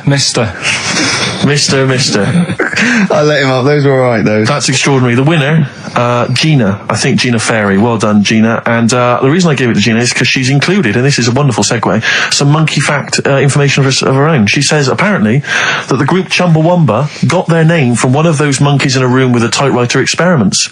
Someone did it as a joke, and Chumbawamba was a word that was typed out, and that's where the group got their name. And apparently. their lyrics. Absolutely, yeah. Which is good. So let's have official monkey news. Play the jingle.